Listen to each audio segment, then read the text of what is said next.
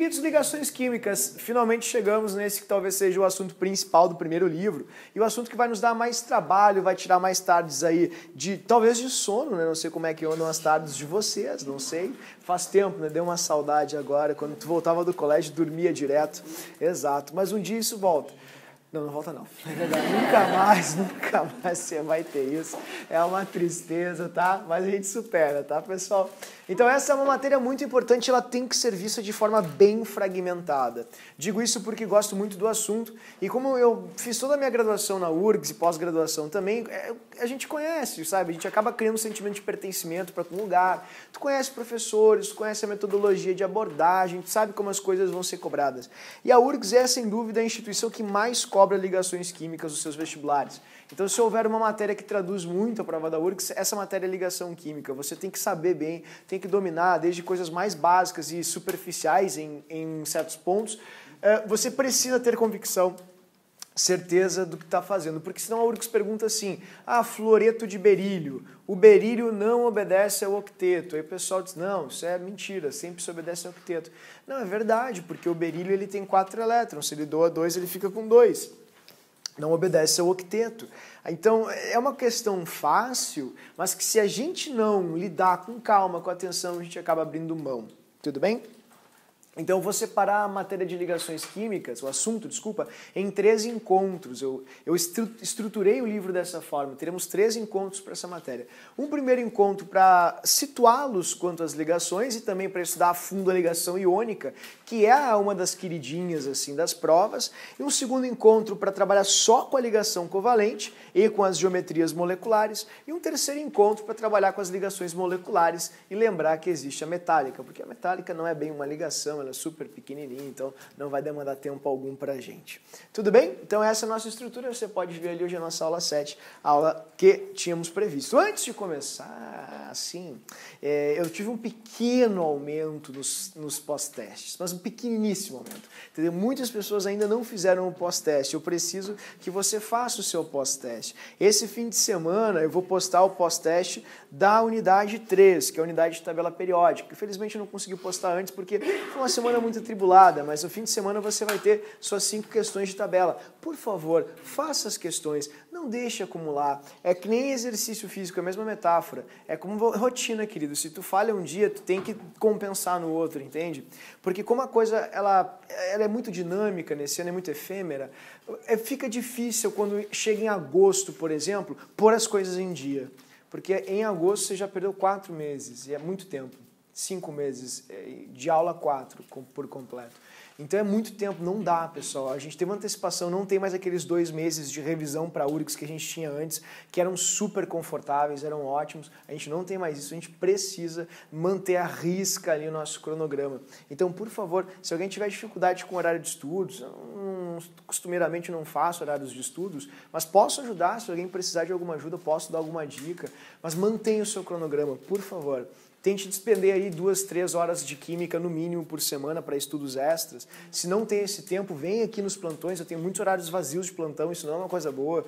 Tem que estar preenchido, né? Então, preencham os horários de plantão, tem vários horários.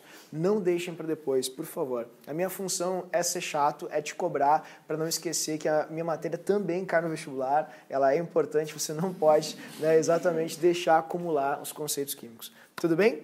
Então vamos lá, vamos começar aqui então com ligações químicas. O que diabos é isso? Vamos lá, é uma matéria bem... Eu adoro ligações, sinceramente, vou ser bem franco. É um conteúdo muito interessante, porque ele é super amplo e vai te dar embasamento para sistemas materiais, para orgânica. Então você vai ficar muito bem em química, assim, depois de dominar ligações químicas. Então o que são as ligações químicas? São as combinações atômicas. São as combinações atômicas. E aí você reflete um pouco, né? Tá, mas olha só, quantos tipos de átomos eu tenho mesmo? São 118? Então eu vou ter muitas combinações atômicas. Vou ter que fazer aqui um arranjo, uma permutação, análise combinatória. Eu vou ter muita possibilidade diferente de ligação. E para alegria de todos, não. A resposta é definitivamente não. só tem 2 grandes tipos de átomos. Isso vai restringir muito, mas muito mesmo, as possibilidades de combinações atômicas que você vai ter. E essas combinações, elas diretamente estão ligadas a isso que eu vou passar para ti agora. A essa linha divisória que a tabela traz, que é a linha divisória entre os metais e os ametais. E só com isso, você já consegue organizar as ligações químicas em 3 grandes categorias ou naturezas. Por quê? Ora, porque você tem os elementos que têm tendência em doar e os elementos que têm tendência em receber elétrons. Desta forma, queridos, o assunto ligações químicas, ele vai se restringir a apenas 3 tipos diferentes de ligações. Só 3. Então não é uma coisa muito grande, não enche nenhuma mão. E uma das 3 ligações é uma ligação muito curta, pontual, não tem quase nada assim de conceito, propriedade ou característica. Portanto, você pode até dizer que são 2 ligações e meia, digamos assim. Por quê? Porque, enfim, você vai trabalhar apenas com essas combinações que eu vou passar para você agora.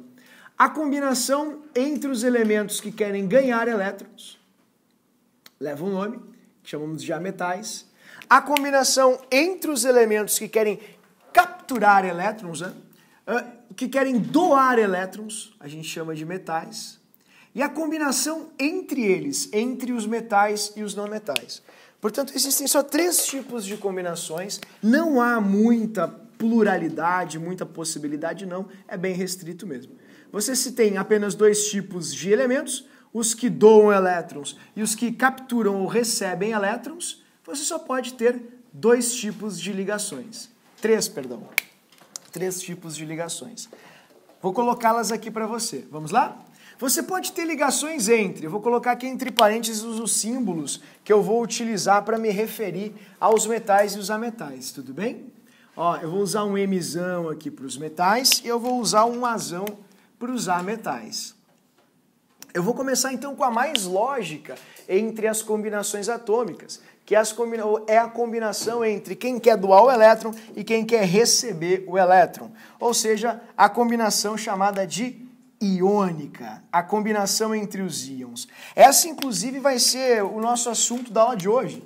A gente vai bem a fundo nessa ligação, vamos ver propriedades, características, montagens, regras, e tem muita coisa interessante que a gente pode extrair daqui. Por exemplo, você sabia que toda ligação iônica, ela sempre começa com um positivo e um negativo? Ou seja, você sabia que sempre o primeiro elemento é o doador de elétron, sempre o segundo é o receptor de elétron? Pois é, então tem muita questão mais profunda, como por exemplo, qual é a carga, por exemplo, do ferro aqui nessa partícula? Como é que eu vou fazer? Eu vou fazer um chiqueirinho. Não, você não resolve com um chiqueirinho aqui. Para você descobrir qual é a carga do ferro nessa partícula, você tem que saber que essa ligação é iônica. E se ela é iônica, sempre o primeiro é positivo. E se é positivo, tu já sabe que ele está doando elétrons. E a gente vai usar uma regra que surgiu graças a essa coincidência, essa forma de representação, que é a regrinha da tesoura. A única forma para você saber a carga do ferro aqui é sabendo que se trata de uma ligação iônica. Só nas iônicas você pode usar essa regra que eu vou te ensinar. E sempre o primeiro é positivo, tá doando. Então, como os metais eles ocorrem primeiro na tabela periódica e eles são positivos, sempre escrevemos primeiro o metal, depois o ametal. Primeiro quem dá, depois quem recebe. Essa é a ligação iônica. É a ligação entre um cátion, sempre, que é um íon, e um ânion, sempre, que é um íon também. Por isso, iônica. Certinho? Bem fácil, vou colocar alguns exemplos só para vocês lembrarem. Não tem como fugir do principal, que é o NaCl. Para quem tem problema de tireoide, iodeto de potássio. Quem conhece aí o agronegócio como ninguém, óxido de cálcio, a cal, que é um clássico também. Oi, querido. Não tem nada a ver com o ano da oficina, né? Tem, as relações são bem intrínsecas, tem sim, mas ânion e cátion e ânion são as palavras que originaram os termos ânodo, cátodo e assim por diante. Exatamente. Mas tem relação direta, sim, exato, muito bem.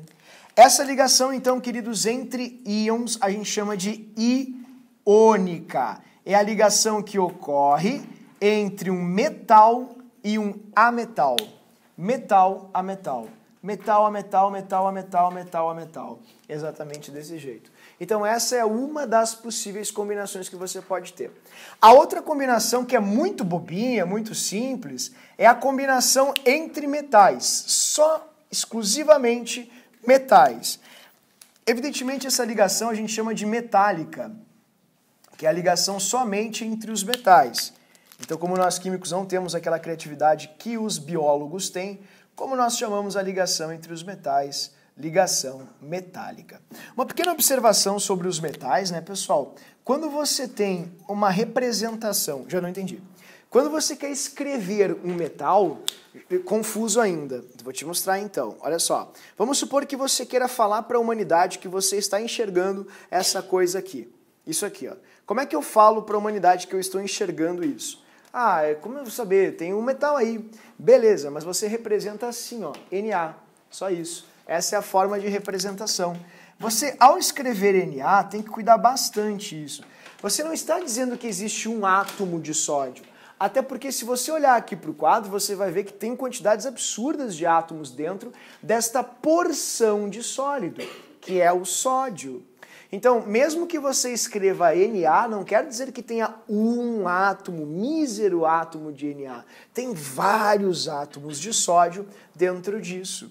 E eu falo isto justamente, queridos, porque muitos alunos me perguntam, como é que pode ser uma ligação metálica se tem um átomo só? Isso mostra que não houve ainda, sabe, uma relação entre a representação e a abstração para este aluno.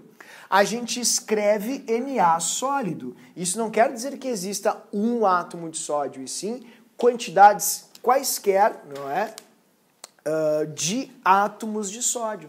Tem vários átomos de sódio aqui dentro dessa amostra. Inclusive é interessante salientar que os metais eles não formam combinações atômicas fixas. Não entendi o que tu falou. Por exemplo, vamos fazer aqui um latão. Latão é uma mistura de cobre sólido com zinco sólido. Não tem uma fórmula fixa. Não é cobre 2, zinco 3, cobre 4, zinco 1.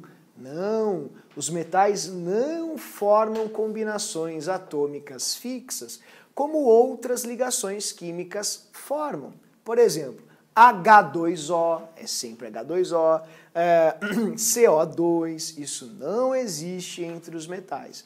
Por isso é uma ligação muito bagunçada, é todo mundo junto, e era isso, todo mundo aglomerado numa mesma substância, ou em substâncias diferentes, como é o caso aqui do latão. Mas em suma, queridos, basta ver, é metal que está escrito? Então é ligação entre átomos metálicos. E o nome dessa ligação é metálica. Agora, a gente pode usar uma metáfora bem simples, que é aquela do cabo de guerra, que você várias vezes já fez e utilizou na própria física, né? Por exemplo, olhem na física, olhem o carrinho ali. Vamos lá, vamos fazer força, ok? Você coloca, se você faz aqui força só para um sentido, você vai mover para esse sentido. Agora, se eu aplicar a mesma força para o outro sentido, vamos lá. E aí? Não vai para lugar nenhum, evidentemente. Você consegue perceber isso de forma super simples. Não precisa nem aí o desenho com os bonequinhos para você entender isso. Tá, por que está falando isso? Eu estou usando essa metáfora do cabo de guerra, do carrinho como você está enxergando, para usar a mesma explicação para os átomos.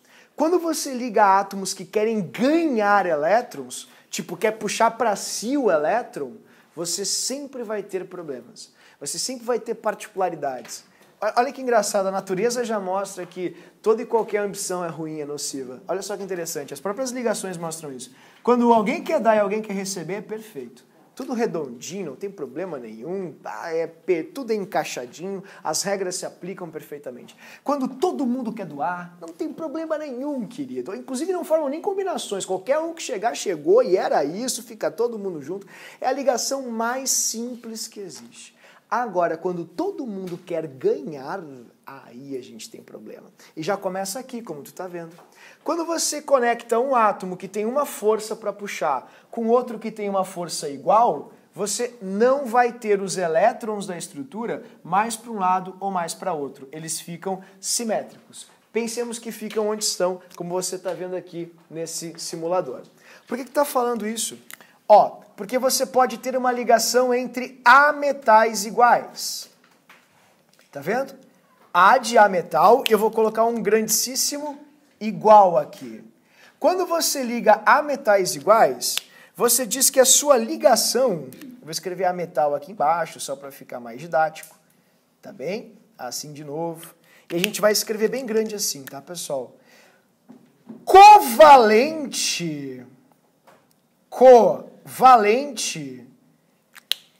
apolar. Apolar. Dessa forma. Por que apolar? Porque eu usei essa metáfora do cabo de guerra para ti. Só que ao invés de um carrinho com um monte de coisas, o que está em jogo numa queda de braço, assim, entre átomos, são os elétrons. Tipo, se um átomo é mais eletronegativo que outro, vai acontecer isso, querido, ó. Olha ali, ó. Tá vendo? Os elétrons vão mais para um lado do que para outro, como você está vendo. E aí, como o elétron é negativo, você vai ter uma carga negativa para um lado e uma carga positiva para o outro. Porque se os elétrons estão vindo para cá, esse lado fica com seus núcleos mais expostos. É isso que vai acontecer. Repito, você tem dois átomos. Aqui tem núcleo no meio e elétrons girando em torno. Se você tem um átomo mais poderoso, o que ele vai fazer? Ele vai puxar os elétrons do outro átomo para si. Então os elétrons vão acabar vindo mais para o lado. Você vai ter isso aqui assim, tá vendo? E você vai ter esse lado consequentemente mais negativado e esse lado mais positivo. Ou seja, você cria polos na sua ligação. Entretanto, se a força dos dois for exatamente a mesma, como vocês estão enxergando, ninguém vai para lado algum. Ficam onde estão. Você não vai ter mais elétrons de um lado, mais do outro. Os átomos vão ficar neutros como estavam antes. E neutro significa sem polo. Ou seja, quem é que quer mais elétron, querido? Hidrogênio ou hidrogênio? Oxigênio, oxigênio, oxigênio. Enxofre, enxofre, enxofre, enxofre, enxofre. E assim vai. Quem é que quer mais elétron? Me responde. Não tem diferença de negatividade, que é a força nesse caso, entende? Ah, eu não entendi. Aqui tem gente puxando. Quem é que puxa lá? A eletronegatividade. A tendência em ganhar elétrons. Se você tem átomos iguais numa ligação, ninguém quer pegar mais do que o outro elétron. Então ninguém puxa os elétrons do outro para si, não criando polos na ligação. Entretanto, se os seus ametais forem diferentes, aí você vai ter uma queda de braço onde tem um ganhador. Aí você vai ter um mais puxador que o outro. E este átomo que é mais forte, que é mais eletronegativo, está mais perto do flúor, que é para onde cresce a eletronegatividade, vai gerar polos nessa ligação. Sabe o que tu vai ter daí, querido? Uma ligação covalente polar, que é como a gente chama essa ligação entre ametais diferentes. Não entendi? É a metáfora do cabo de guerra. Ó, vamos aumentar a força aqui do lado. Tá vendo? Olha ali. Vamos aumentar ainda mais. Olha lá. Tá vendo? Os elétrons, pensem nesse carrinho como se fossem os elétrons de uma ligação, obviamente vão ir mais para a esquerda. Me dá um exemplo que eu só consigo compreender enxergando exemplos. Claro, querido. HCl, o cloro é muito mais forte que o hidrogênio. Vai puxar os elétrons da ligação para si. CO, monóxido de carbono. O oxigênio é muito mais forte que o carbono. Vai puxar os elétrons da ligação para si. F2. O flúor é mais poderoso, mais forte que o oxigênio.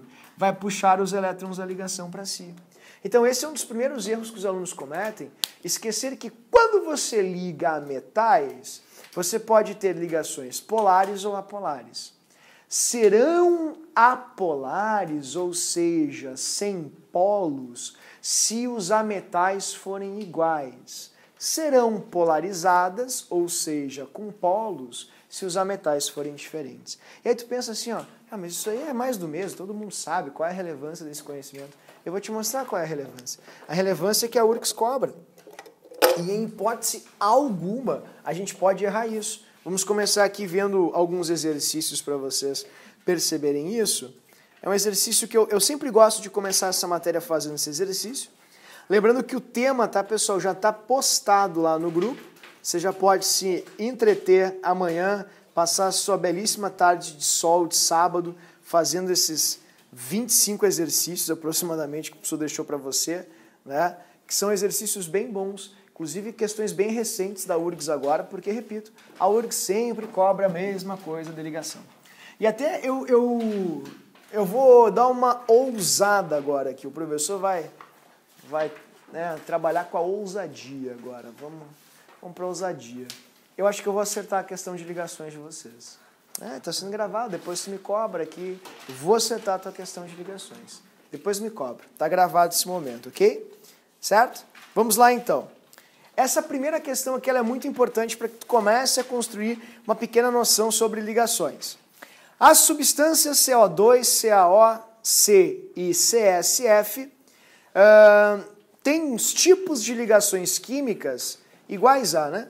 Ou nestas substâncias, as ligações químicas predominantes são, vamos bem devagarinho, de cabeça, sem olhar a tabela, carbono, metal ou ametal, isso, ametal e ametal, iguais ou diferentes? Então é ligação covalente polar ou apolar? Polar. A primeira é uma covalente polar. Só sabendo que a primeira é uma ligação covalente, você já arrisca duas alternativas. Agora, olhem para o segundo ali na questão 53, queridos, da página de número 152. O segundo é o CaO. O cálcio é metal, o oxigênio é metal. Sempre que tem metal com ametal, sempre o metal é o cátion positivo e o ametal é o ânion negativo. Logo, a ligação sempre vai ser iônica. Pronto, já acabou a questão só com dois movimentos. Carbono, ametal. Ah, mas é ametal sozinho, não tem ninguém com ele. Tem, querido. É porque o carbono não forma moléculas. Ou seja, ele não forma grupos de átomos fixos, não é, nas suas partículas. São só átomos de carbono interligados entre si. Então é só carbono, carbono, carbono, carbono. São ametais iguais. Seria uma covalente apolar, porque carbono é igual a carbono. Então não há diferença de negatividade. E fluoreto de césio, césio metal, flúor ametal, prontinho, ligação iônica. Resposta, covalente iônica, covalente iônica. Nível da questão, nível URGS, pessoal, porque todo ano a URGS cobra uma questão sobre categorização de ligação. Essa vale mais ou menos que a mais difícil, pessoal. Vale a mesma coisa, pessoal. Então, não errem essa, por favor, porque ela vai cair na prova. Tudo bem? Oi? Qual a quantidade de átomos quando formam moléculas? Isso a gente vai discutir agora e eu vou tentar construir direitinho essa noção para vocês, para que não haja nenhum errinho, ok? Vamos lá, então. A pergunta que a Melanie fez sobre moléculas, ela vai ser percebida também aqui na questão 55.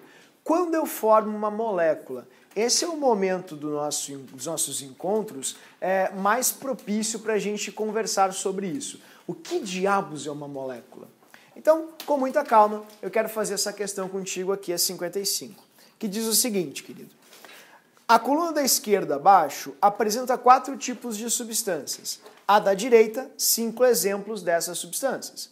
Associe adequadamente todos os itens da coluna da direita aos respectivos itens da coluna da esquerda. Então alguém vai sobrar ali, né? Vamos lá. Ou vai ser repetido no caso. Como é que eu começo aqui? Fluoreto, sílica... Opa, cromo. Cromo tem que ser... É metal. E se é metal, só pode fazer um tipo de ligação, que é ligação metálica. Como a metálica está com o número 1, eu vou botar 1 no cromo. Sabendo que o penúltimo item é o número 1, eu já risco a letra A, a letra B e a letra E. Ficou entre duas alternativas. Agora tem uma melhor ainda, quer ver? Olha só, grafite. Sei do meu conhecimento, assim, né, dos meus estudos, que grafite é carbono. Carbono, grafite. E carbono, queridos, é um não metal. Logo, se é um não metal, ligação entre não metais, a gente chama de ligação covalente. 4 ali no carbono. Portanto, se você observar bem, só tem uma alternativa que termina com 4. E você já acertaria também essa questão com bastante facilidade. Ah, mas olha só, o fluoreto de sódio é fácil também, porque sódio é sódio. Flúor é flúor. Fluoreto de sódio é sódio com flúor. Portanto, metal com não metal. Boa! Iônica. Assim. Aí eu fiquei com dúvida na sílica, porque eu não sei o que é. Mas essa é a forma como você descobre substâncias importantes. Agora com o cardzinho de tabela, vocês pegaram o card de atomística, pessoal, eu fiz um bem bonitinho ali para você, ó. Passei um bom tempo colorindo. Ele tem toda a matéria lá, propaganda do professor, isso demorou horas. Eu fiz para você, tem toda a unidade 3 resumida num único cartãozinho. Por favor, baixem isso lá pro seu caderno no aplicativo Paper. Né? Como o professor falou, não é propaganda, não ganha nada com isso. Certo? Então baixa, bota lá que tu vai receber agora no final de semana o card, o cartãozinho de tabela, para você ter toda a matéria resumida com algumas substâncias importantes, elementos com suas aplicações também.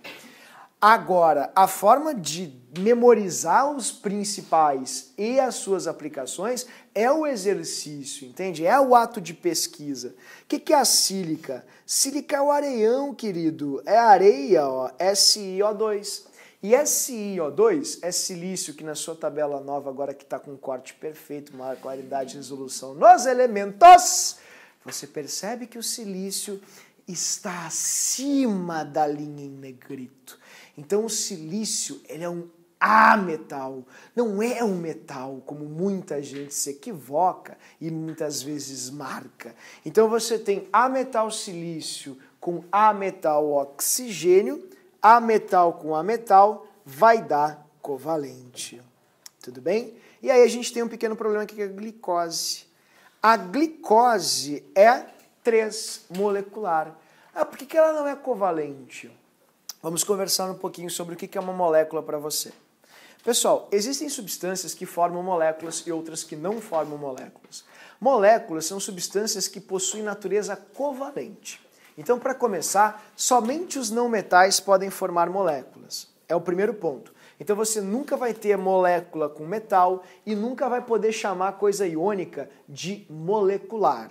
Íons não formam moléculas. O que eles são, então? Íons. Né? Eles não formam moléculas. Não entendi. Ó, vou tentar te ajudar. Vamos por etapas. Se você tiver um pedaço de metal, assim, de ferro, você vai ter um monte de bolas de ferro, uma do lado da outra, todas juntinhas. Se você tiver uma amostra de sal de cozinha, como eu vou mostrar aqui para você, você vai ter todos os íons do sal juntos. Não tem espaços, não tem grupos. Olhem aqui em cima, ó. Isso aqui é um pedacinho de sal de cozinha. Observa que não tem 2 átomos aqui, um espação vazio, 2 átomos aqui, um espaço vazio, 2 átomos aqui. Não existe isso. Porque quando você tem uma ligação iônica ou metálica, todos os átomos ficam juntos. Todos eles ficam colados, um do lado do outro, um vizinho ao outro. Agora, quando você tem ligação covalente, os covalentes, por todos quererem ganhar elétrons, e por formarem polos muito fracos, se comparados aos iônicos, eles acabam desprendendo partes de átomos das suas estruturas, que são chamadas de moléculas. Como assim? Olha como vai ficar mais claro para entender agora. Compara de novo o sal aqui em cima. Tá vendo o sal? Ali? Ó, tá vendo ele ali? Ó? Prontinho. Não, sumiu. Para aí, agora foi. Tá aqui. Feito. Pronto. Não tem espaços vazios gigantes. Não tem 2 átomos para cá, vazio, 2 átomos para cá, vazio e assim por diante. Você já falou isso. Mas, pessoal, muitas vezes, assim, ensinar é a arte da repetição, pessoal. Acredite. Então, eu vou mostrar para você agora, aqui do lado, a água. Olha a diferença para um sistema molecular. Os átomos não estão todos conectados entre si. Claro que estão. Não estão, querido. Aqui você tem 3 átomos. 1, 2, 3, que é uma molécula de água. Tá vendo o que é vazio? Vazio puro, puro vazio. Dá para colocar alguma coisa ali? Dá. Você pode colocar um salzinho aqui, um açúcar aqui. Ele vai sumir nesses vazios. Ó, aqui tem outras moléculas. Ó. Essa é a diferença entre molécula, entende? E ligação atômica.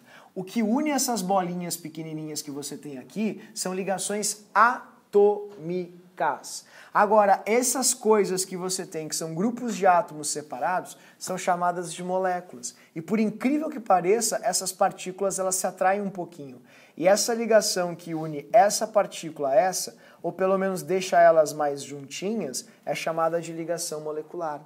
Então você nunca deve confundir a diferença entre molécula e átomo. Eu fiz questão de escrever combinações atômicas. Não está escrito molécula em parte alguma, porque nesses primeiros momentos trabalharemos apenas a ligação entre os átomos. Só na última aula, a 9ª aula, que nós trabalharemos a ligação entre as moléculas, porque é uma coisa diferente.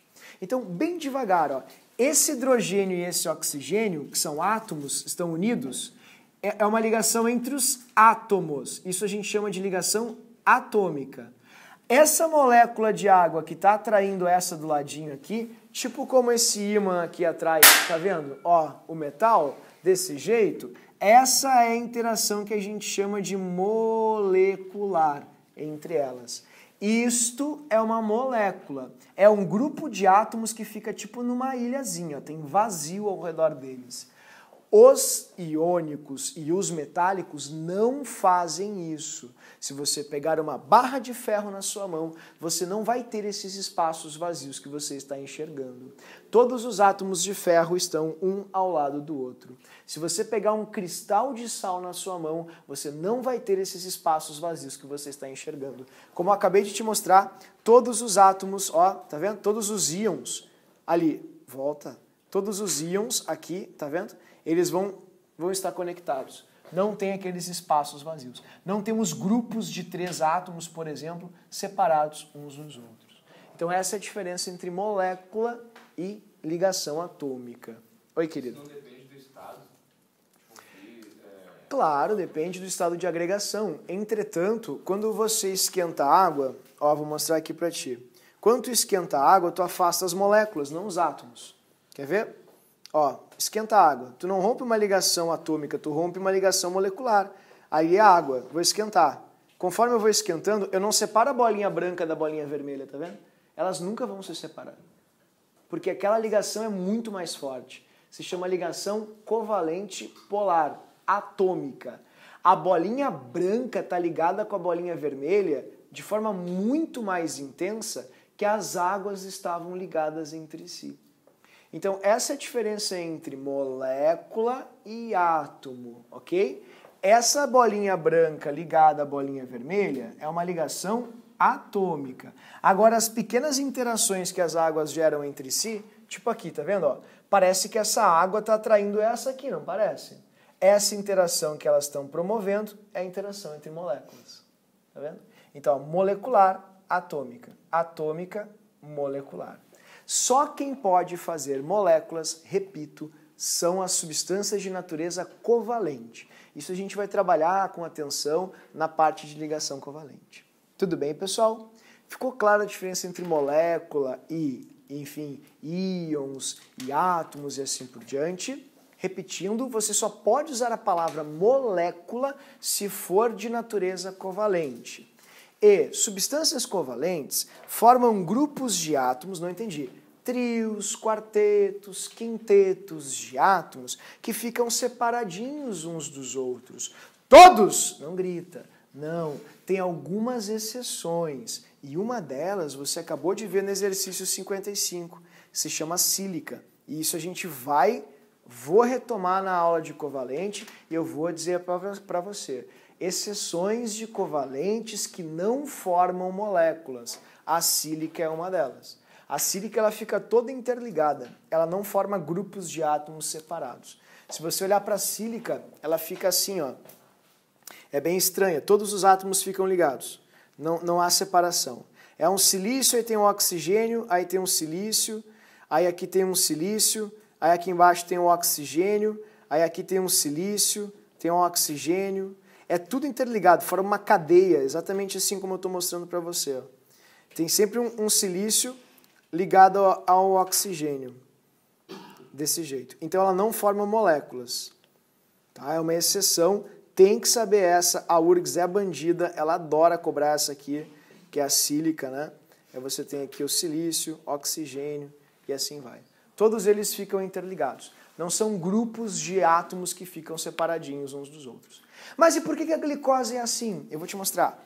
A glicose é assim porque a glicose é um conjunto de 24 átomos, C6H12O6, fechando 24, tá vendo? Que fica separadinho, ó. São 24 átomos, aí tem um vazio, 24 átomos, vazio, 24 átomos, vazio, desse jeito. E aí, queridos, deixa eu mostrar aqui para você, essas moléculas de glicose, elas ficam assim, ó, tá vendo? Ó, passeando, passeando, passeando. Aproveita a tecnologia, querido. Ó, passeando, tá vendo? Aí ela chega aqui, interage, mas ela solta, solta. E ela continua passeando, passeando. Ela não fica colada assim, uma dentro da outra, assim. Não, elas ficam só se movimentando e tem espaços vazios no meio. Por isso que o nome da interação é molecular, ó, porque quando essa aqui encosta naquela ali, ó, a gente chama de molecular. Nós não estamos olhando para a ligação entre estes 24 átomos. Não, eu estou olhando para a interação entre estes 24 átomos e estes outros 24 átomos. Se você quiser uma metáfora simples, pensem assim, sejamos um grande prego aqui na sala, todo mundo se abraçaria, vocês seriam átomos de ferro. Sejamos um grande cristal de sal, todo mundo se abraçaria com mais força ainda. Sejamos moléculas de água, vocês se separariam em trios e sairiam de perto uns dos outros. Vocês separariam em trios e fariam assim, um trio ficaria lá, outro trio ficaria aqui, outro trio, o banheiro é meu, o trio pro banheiro, não tem problema. Então vocês não ficariam juntos, vocês ficariam separados. Essa metáfora é uma alusão à relação molecular. E só os covalentes têm capacidade de fazer isso. Tudo bem? Por isso que o nome, então, da 3 é molécula. E o professor se estendeu para explicar isso, porque se não ficar claro em ligações químicas, a gente cria um problema gigantesco daqui para frente. Porque eu vou começar a falar muito sobre átomo, molécula, e a gente tem que entender. Senão a gente vai ter um problema seríssimo. A primeira confusão típica que tem é essa.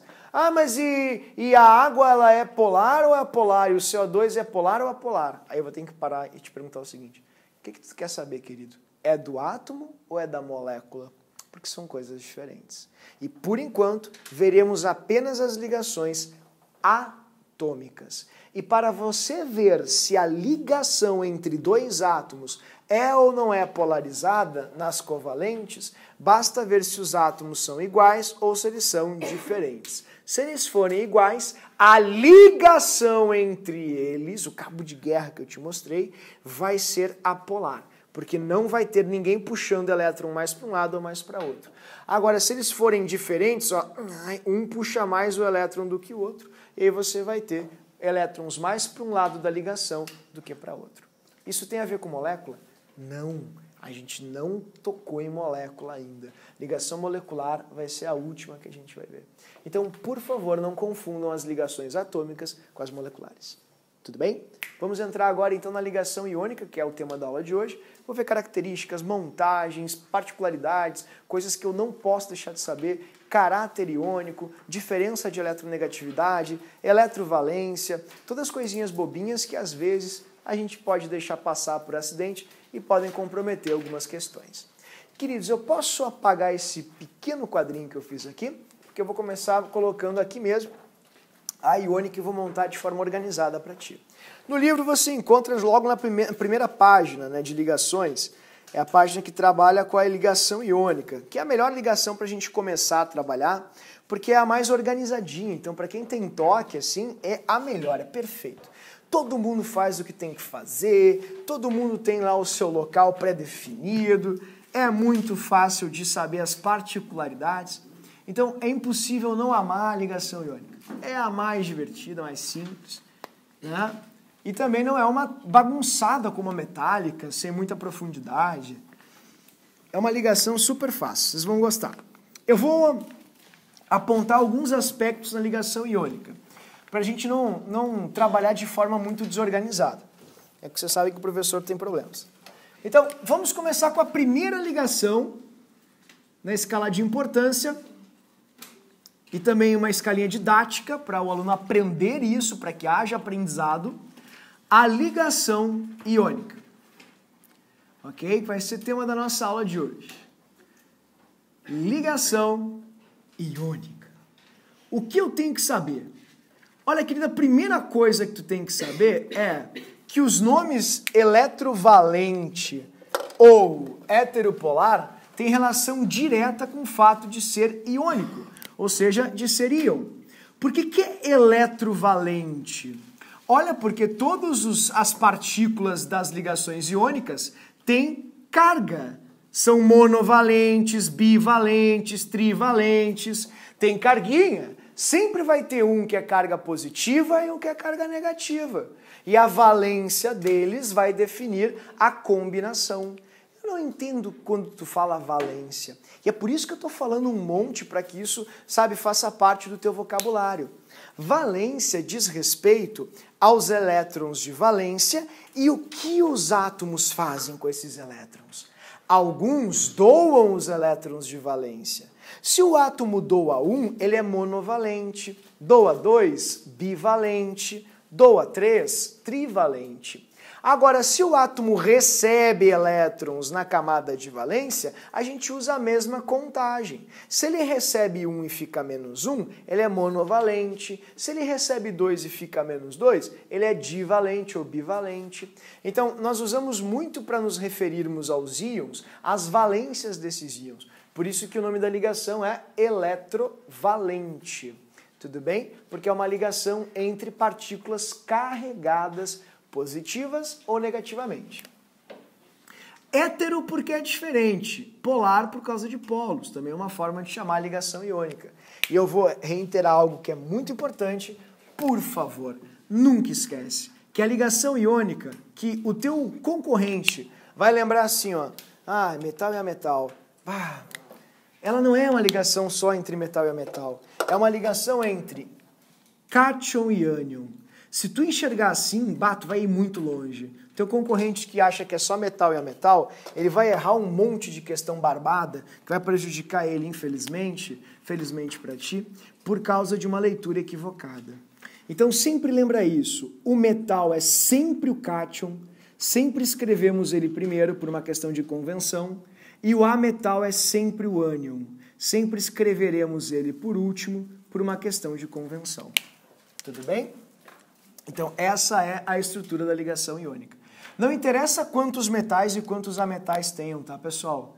Eu vou colocar aqui para vocês alguns exemplos para que vocês já se familiarizem com algumas coisas mais complexas. Tipo, por exemplo, vamos pegar aqui...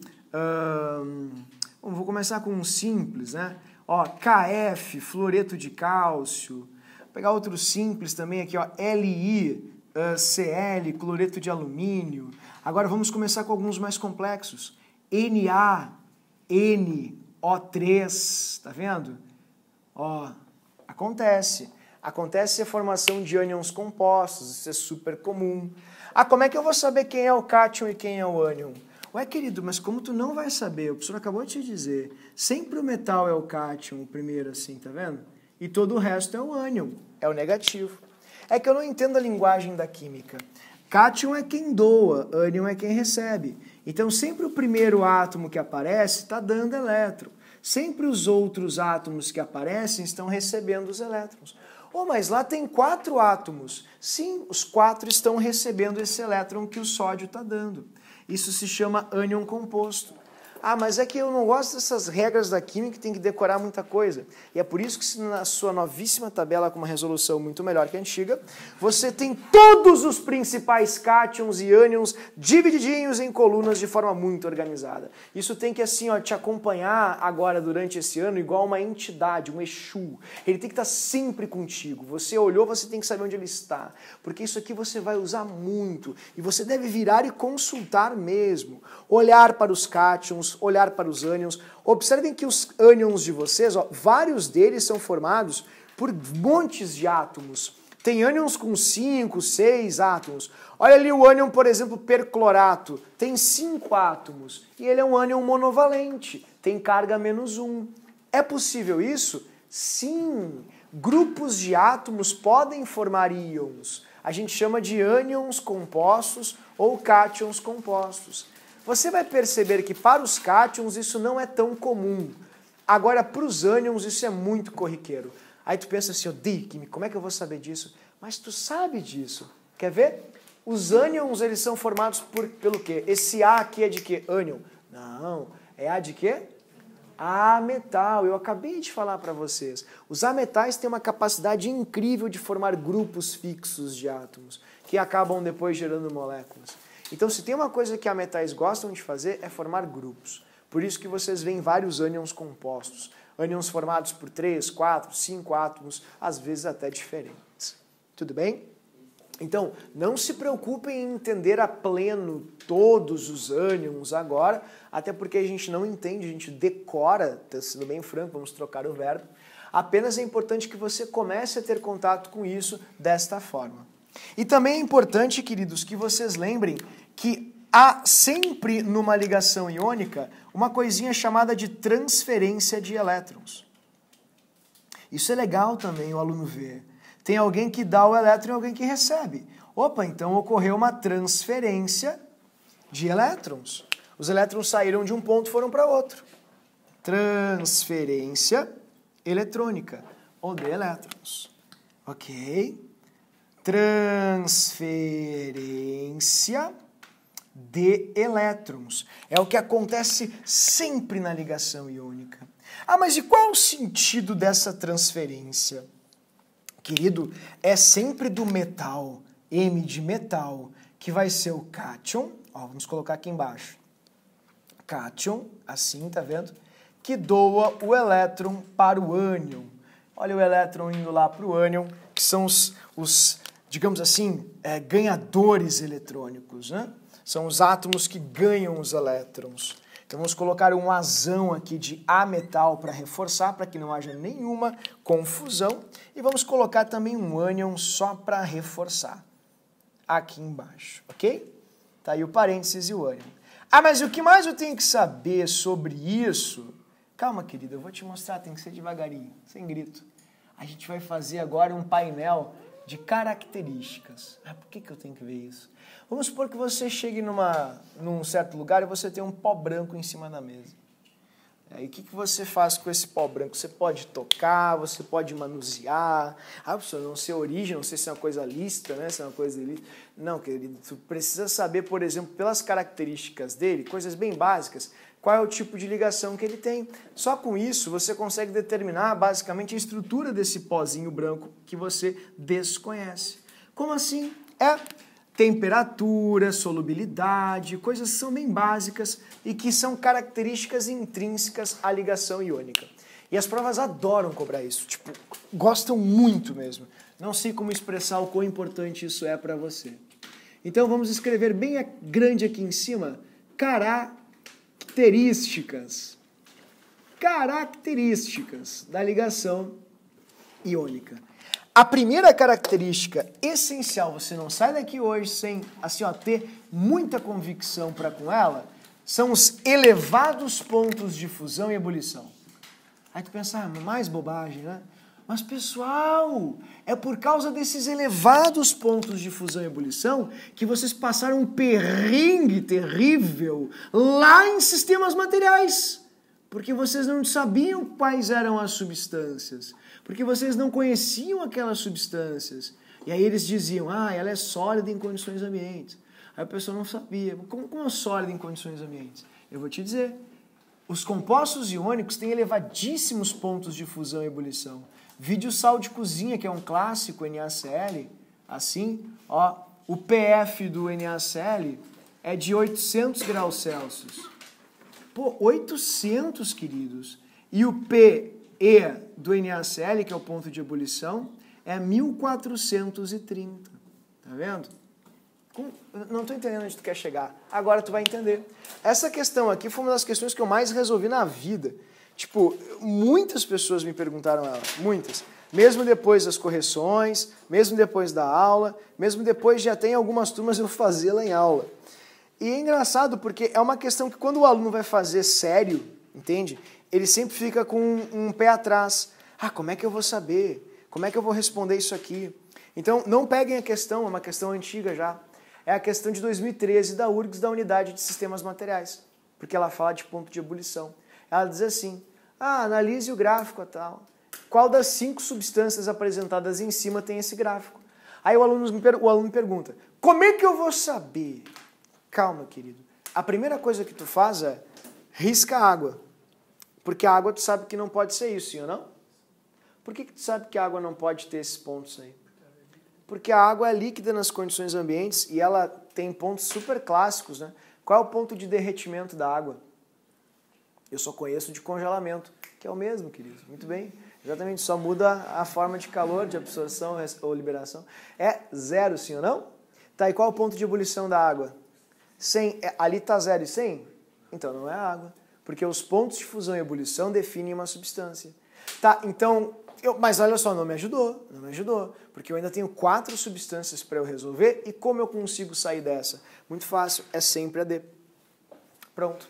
Ah, não, tá, mas agora tu vai apelar pro misticismo da letra D e tal, só porque tu conseguiu passar na URGS assim, tu acha que eu vou passar também, né? Meu curso é muito mais concorrido que Química. Calma, querido. Eu fiz isso porque você tem 3 alternativas aqui de ligações iônicas. Ah, como é que tu sabe disso? Mas não é metal e não metal? Eu não acabei de escrever para você que características da ligação iônica, elevados pontos de fusão e ebulição? Isso aqui é um ponto elevado, pessoal? Claro que não, pessoal. Elevado é muito elevado, pessoal. Vídeo sal de cozinha, que é uma coisa super corriqueira, super trivial, e derrete a 800 graus Celsius, a uma temperatura muito superior que a temperatura da água. Então, isso é elevado ponto de ebulição e fusão. Logo, como o aluno resolve essa questão? Conhecendo os princípios da ligação iônica. Até bem burro, porque a B não é iônico. Calma, querido. Pegue a sua tabela nova com uma ótima resolução agora e observe ali, ó, principais cátions, onde fala ali, ó, amônio. Se você quiser, com todo o carinho do mundo, você pode circular o amônio. O amônio vai te perseguir esse ano. Ele vai ser um entrave para muitos exercícios que vocês farão. O amônio, ele é um cátion um pouquinho estranho.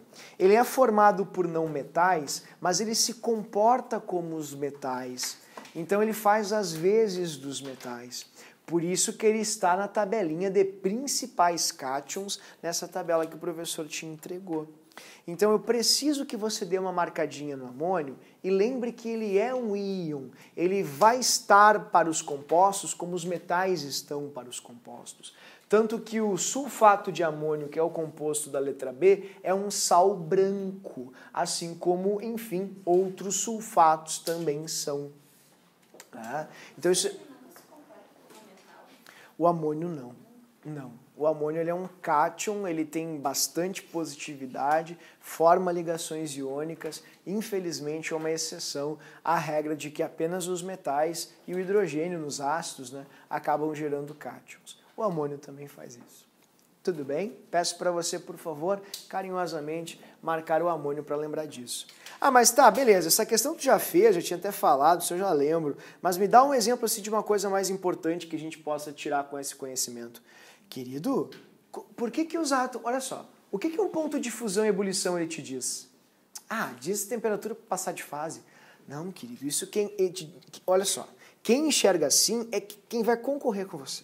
Não você. Você entende as coisas de uma forma mais ampla.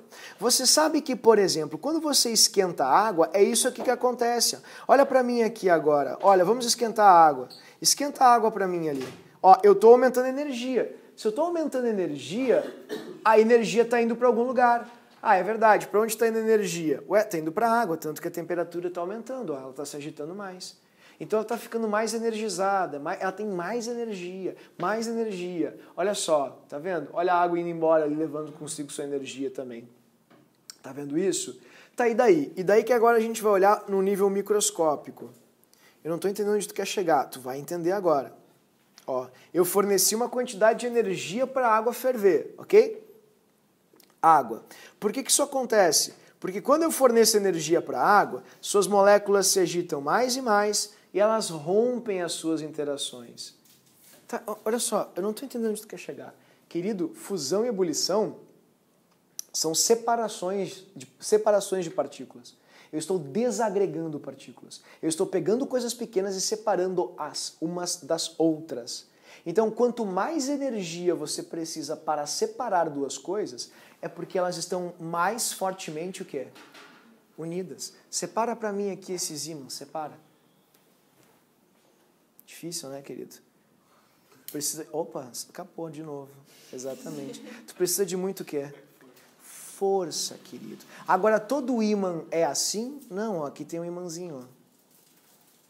Fraco pra caramba. Por quê? Porque as partículas, elas se atraem com forças diferentes. Se elas estiverem muito atraídas, eu vou precisar de muita energia para separá-las. E os pontos de fusão e ebulição definem o quão fortemente elas estão atraídas. Tá, mas isso todo mundo sabe disso? Ah, é? Então, se todo mundo sabe disso, por que essa questão aqui é sempre questão nos plantões? Sempre.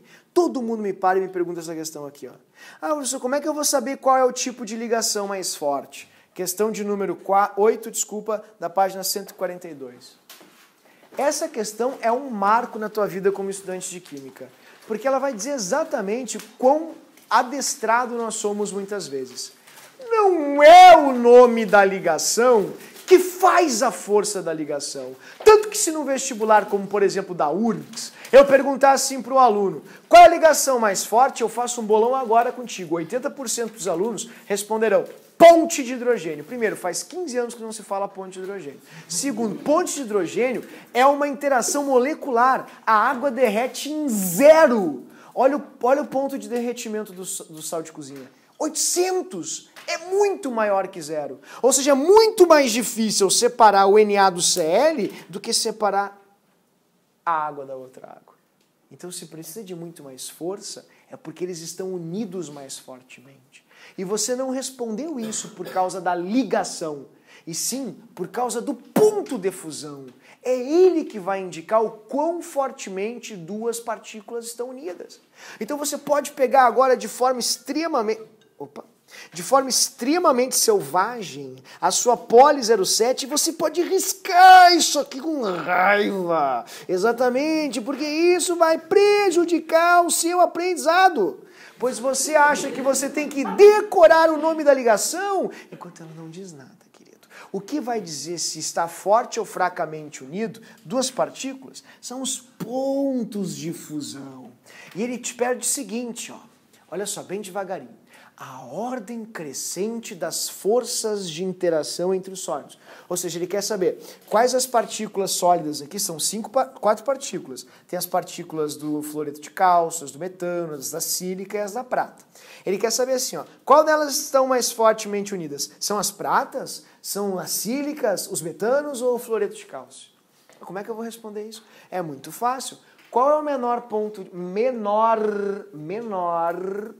de fusão?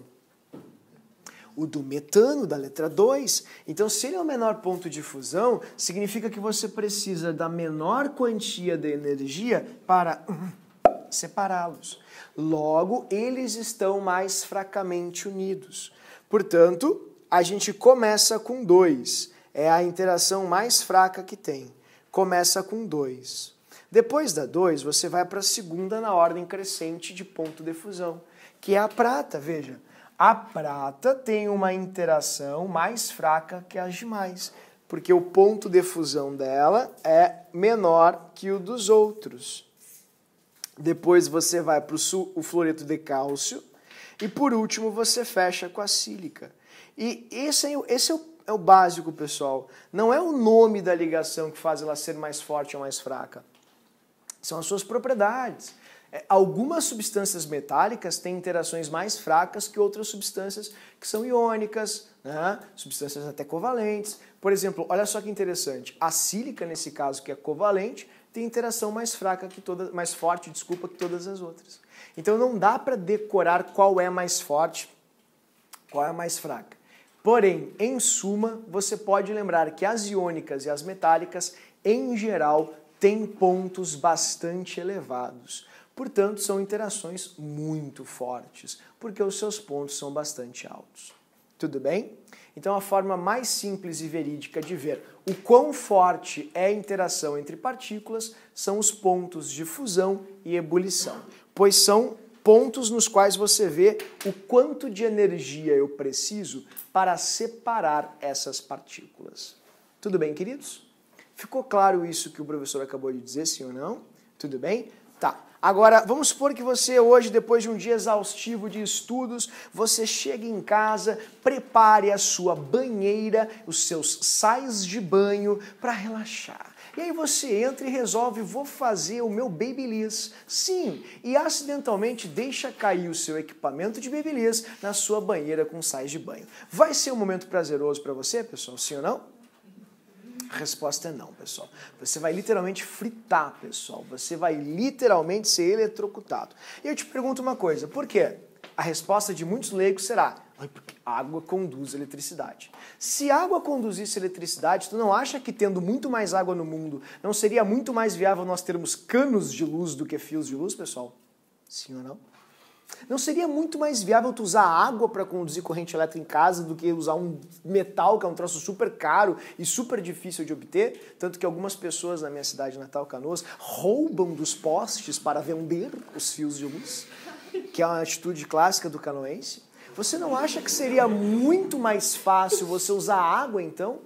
A resposta para isso é: água é um péssimo condutor de eletricidade. Péssimo. Tanto que, vamos olhar para o quadro? A água pura, destilada, ela nem conduz eletricidade suficientemente.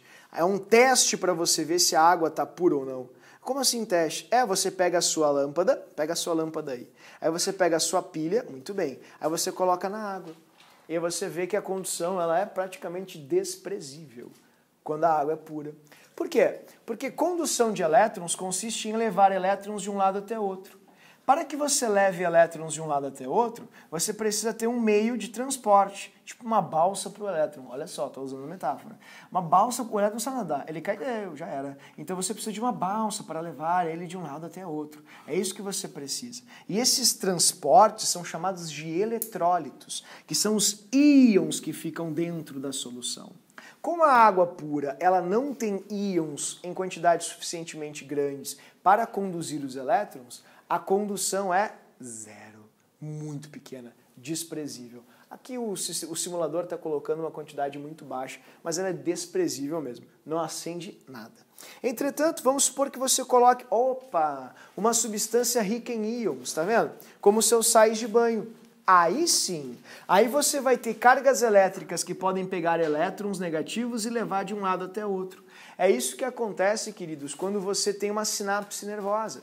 O que são as sinapses nervosas? São os íons que ficam dentro do seu corpo levando elétrons de um neurônio até outro, gerando uma corrente elétrica. E essa corrente elétrica nós, na biologia, chamamos de impulsos nervosos. Os impulsos nervosos coordenam todas as movimentações celulares do nosso organismo, do nosso corpo. Isso acontece porque alguns íons que estão dentro do sangue levam os elétrons de substâncias, de um lado até outro nos neurônios. E você tem, enfim, sinapses nervosas.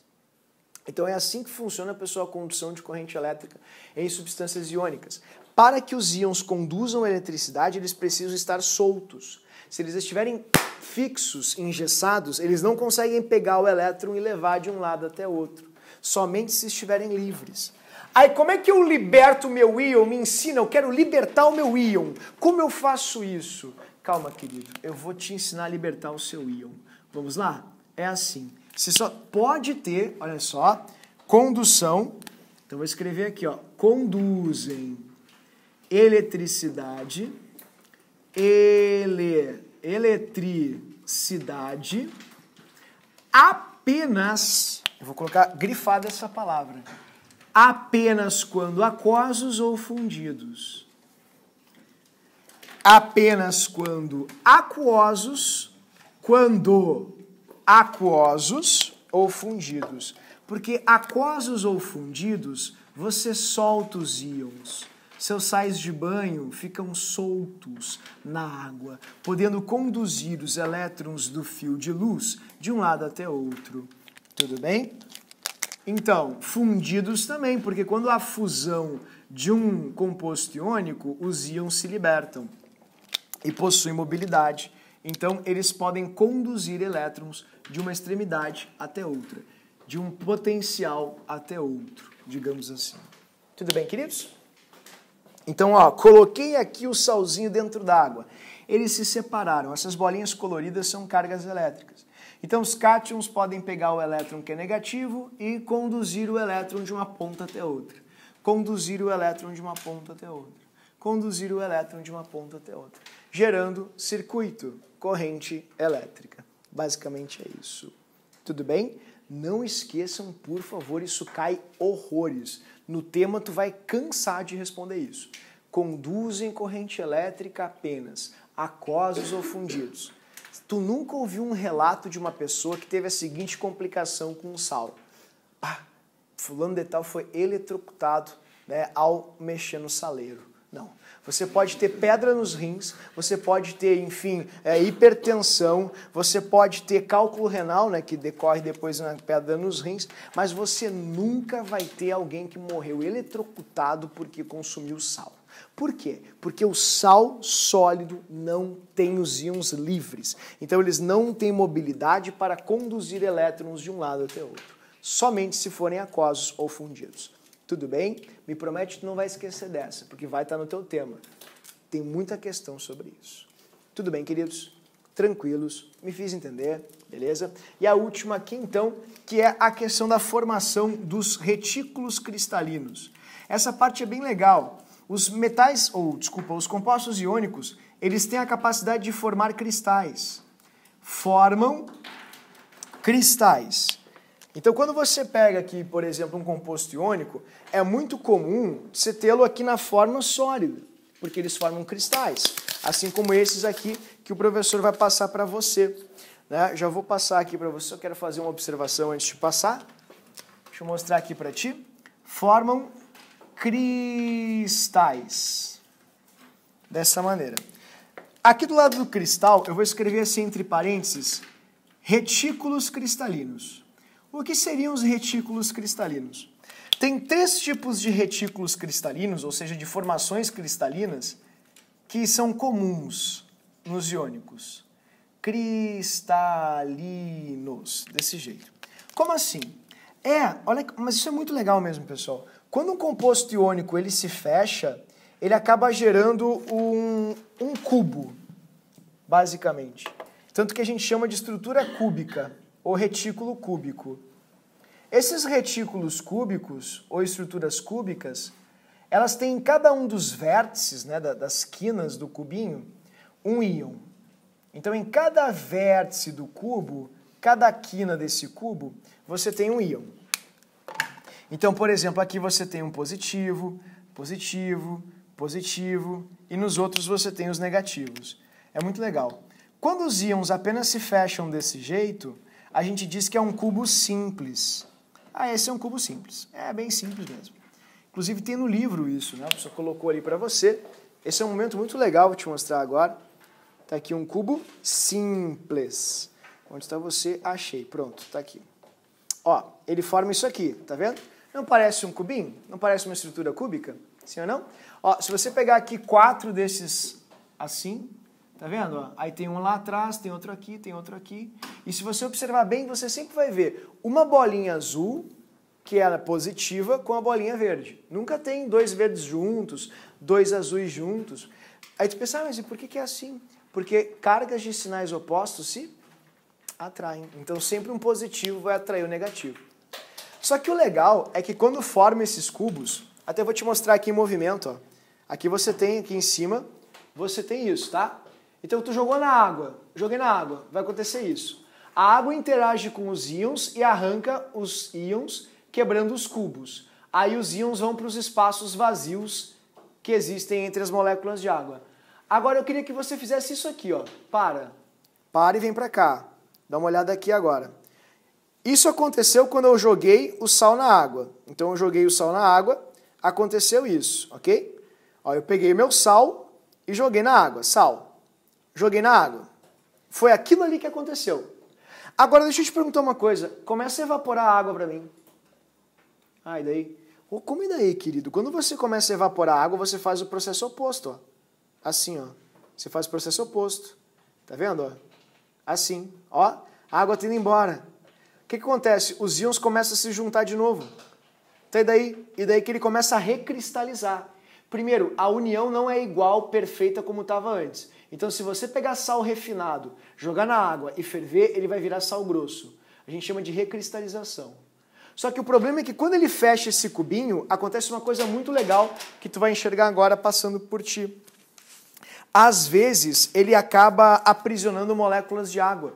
E aí você encontra no rótulo dos compostos iônicos isso aqui, ó, sulfato de cobre, 0,5 águas, pentaidratado.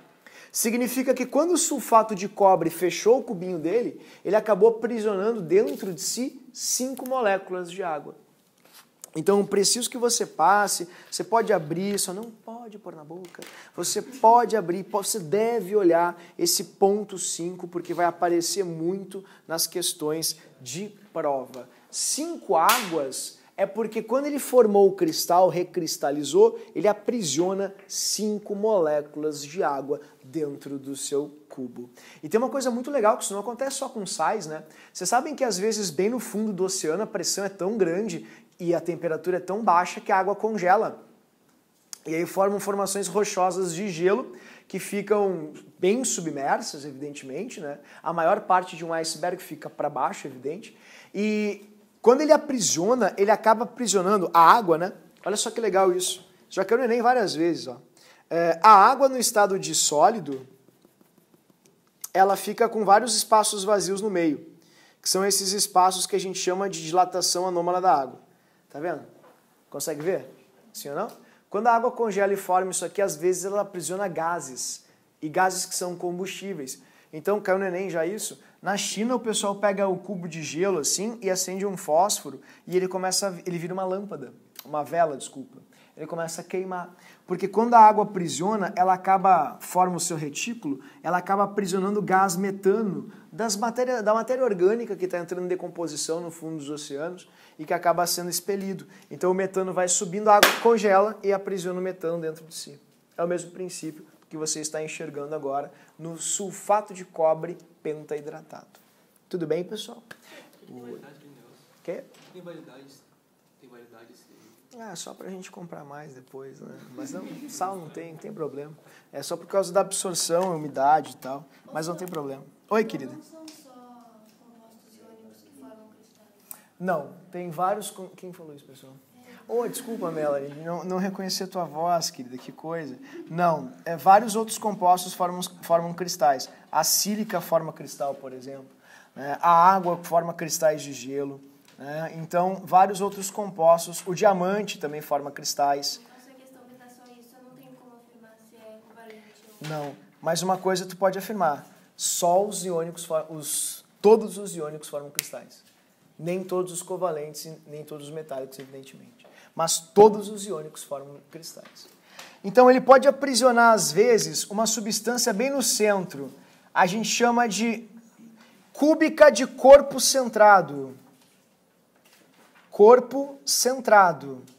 Fechou ali o cubinho, bem no centro, você tem um prisioneiro. Tudo bem? E às vezes, quando fechou o cubinho, nas faces deste cubo, você tem os íons. Aí a gente chama de face centrada. É verdade. Então, é legal isso aqui é demais, pessoal. É uma parte que se estuda muito em geologia, né? É uma cadeira chamada mineralogia. Tu estuda a formação de pedras. É muito legal, por exemplo, o rubi. A cor azul desse sulfato de cobre se dá por causa da água que ele aprisiona.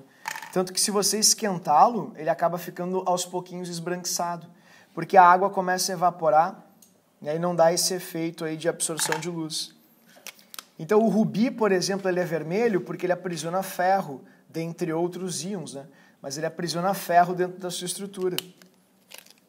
Então, mas o que tem a ver o ferro? A hemoglobina é cromática, né? Vermelhinha. É feita de ferro também. E esses daqui que ficam na pontinha são os de face centrada. Às vezes você consegue aprisionar na face do cubo os íons. O que tu tem que tirar de aprendizado disso tudo? Que todos os iônicos, como a Melanie falou, todos os iônicos, sem exceção, eles formam cristais. É iônico, fez cristal.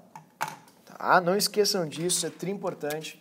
Por favor, vocês vão encontrar nas questões do tema, principalmente. Professor, Oi? o fogo quando sai de cobre é verde, né? Fica verde, é. Então, se não tivesse as partículas de água, ali seria verde? Ficaria verde também por causa dos átomos de cobre, né? Porque o átomo de cobre seria igual. Agora, se tu começar a queimar esse o pozinho azul que tu tem ali, dependendo do aquecimento, ele vai começar a ficar branco, porque a gente vai excitar ali as moléculas de água que sairão de dentro do cristal. Então, o azul dele não tem nada a ver com a cor verde que se forma, entende? O que faz ele ficar verde é o cobre. Por exemplo, se eu pegar essa própria barra aqui e começar a queimar bastante, ela também vai ficar verde. Tudo bem? Qualquer material que tenha cobre. Aliás, é um teste clássico que se faz, tu pega um pouquinho de água e joga numa chama muito quente. Se ficar verde, não toma aquela água, é porque tem cobre dentro da água. Tudo bem? Então, queridos, essas são as características mais simples. Agora, eu tenho uma pergunta para fazer para vocês que é tri importante e ela é muito pouco vista, isso me preocupa um pouco nas aulas, né? Que é o caráter das ligações iônicas. Existe alguma coisa iônica mais iônica que outra? Por exemplo, quem é o iônico mais iônico que existe? Você já parou para pensar nisso? Quando os alunos começam a estudar essa matéria, eles acabam, isso aí é chato, é só dizer qual é o nome e tal, e era isso. Só que, na verdade, o pessoal tem muito conhecimento por detrás que passa desapercebido. E um destes conhecimentos é a questão do caráter. Caráter da ligação, né? Caráter, que eu vou colocar entre parênteses para ficar mais didático, intensidade. Existem substâncias que são mais iônicas que outras. Intensidade, dessa maneira. E isso vai depender, segundo os químicos, de um fator matemático, mas que você pode ignorar sem maiores problemas, pensando apenas na posição da tabela desse composto. Como assim? Eu vou te dizer. Os químicos perceberam que a diferença de 1,7 é a linha transitória entre algo que tem caráter iônico ou covalente, que é o oposto ao iônico. Não entendi. Se uma ligação tiver uma diferença de eletronegatividade maior do que 1,7, a gente diz que tem caráter iônico bem acentuado. É bem iônico.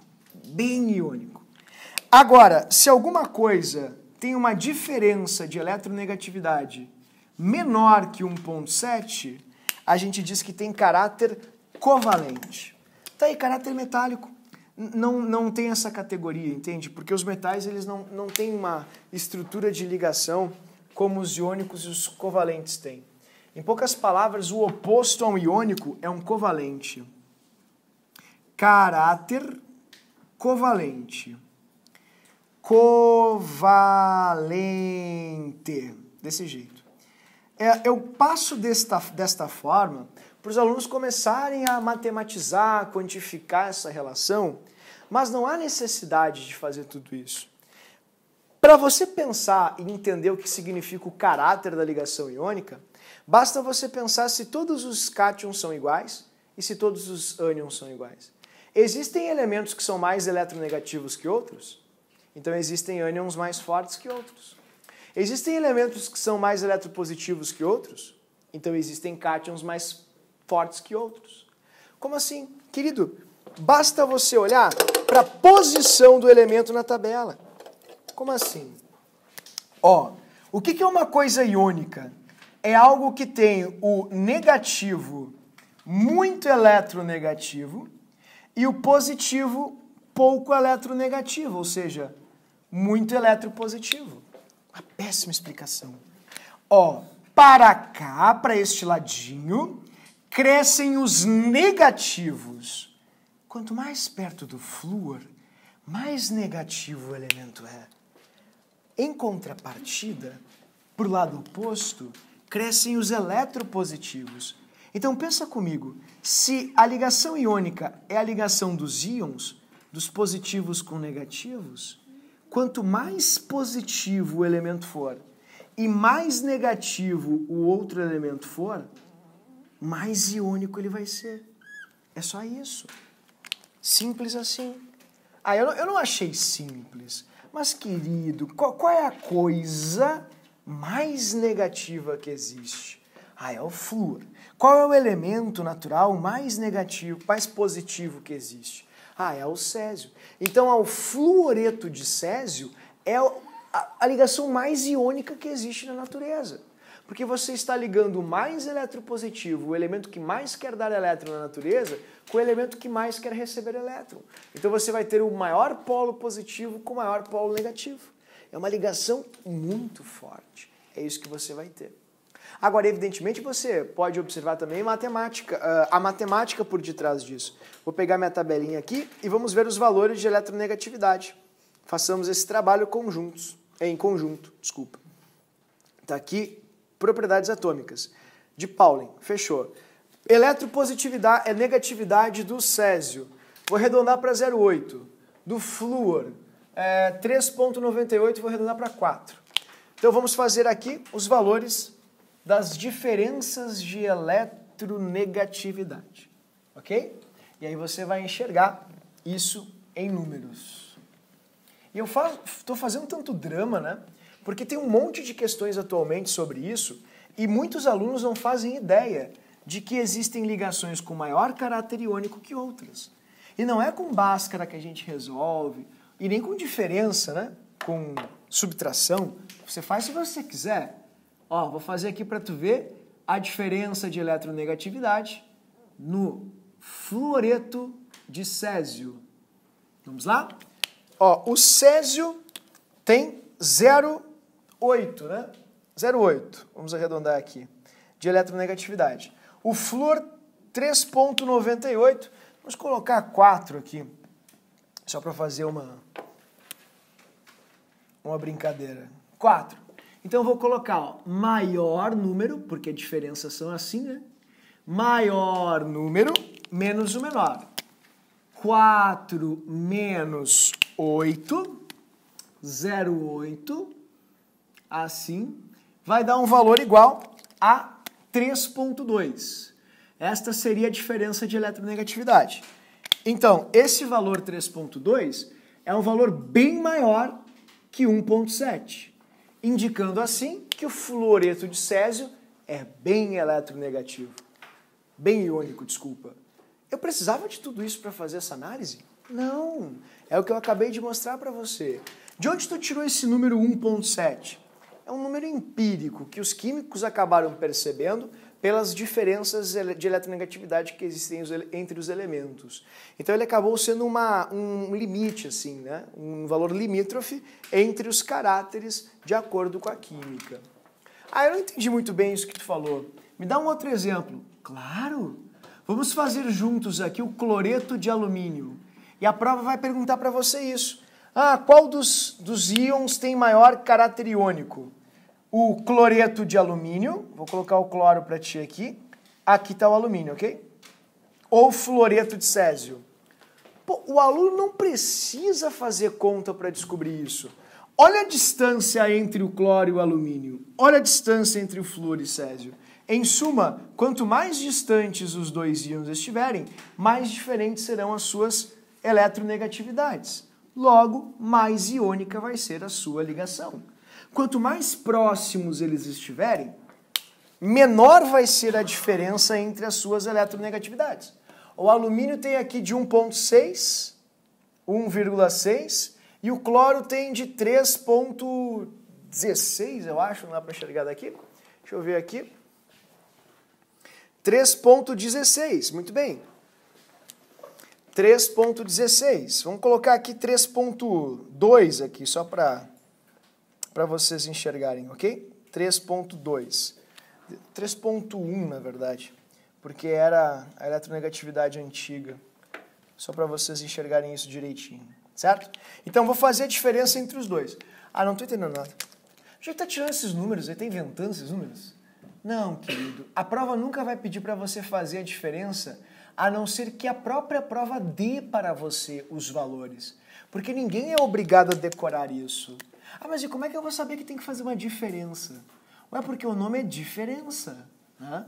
E diferença é uma subtração. Então você vai pegar, ó, 3,1 do cloro, você vai pegar 1,6 do alumínio, e aí você vai fazer essa diferença. E essa diferença aqui vai te dar, olha que estranho, né? 1,5. Essa é a diferença. Então, olha que assustador. E eu fiz de propósito isso para você. A ligação do cloreto de alumínio, ela tem mais caráter covalente do que a iônica. Ah, mas por quê? Por causa da diferença das eletronegatividades. Ah, mas por quê? Porque o alumínio e o cloro estão próximos na tabela. Ah, mas por quê? Porque sim, está na tabela ali, exatamente como você está vendo. Então, existe caráter nas ligações iônicas. Tá, mas e como é que isso cai numa prova? Ó, vou mostrar para você agora. Essa é uma questão da URGS maravilhosa, eu gostaria de convidá-los que vocês fizessem comigo. É a questão de 2004, uma prova muito difícil. É uma questão que eu gosto muito de fazer com os alunos para desmistificar um pouco essa ideia de que iônico é iônico, covalente é covalente. Não é bem assim. Existem intensidades diferentes nas ligações iônicas e covalentes, querido. Depende muito da distância ou da diferença de tendência que os átomos possuem. Não entendi. Vamos tentar fazer juntos a 46, para ver se eu consigo me fazer entender então.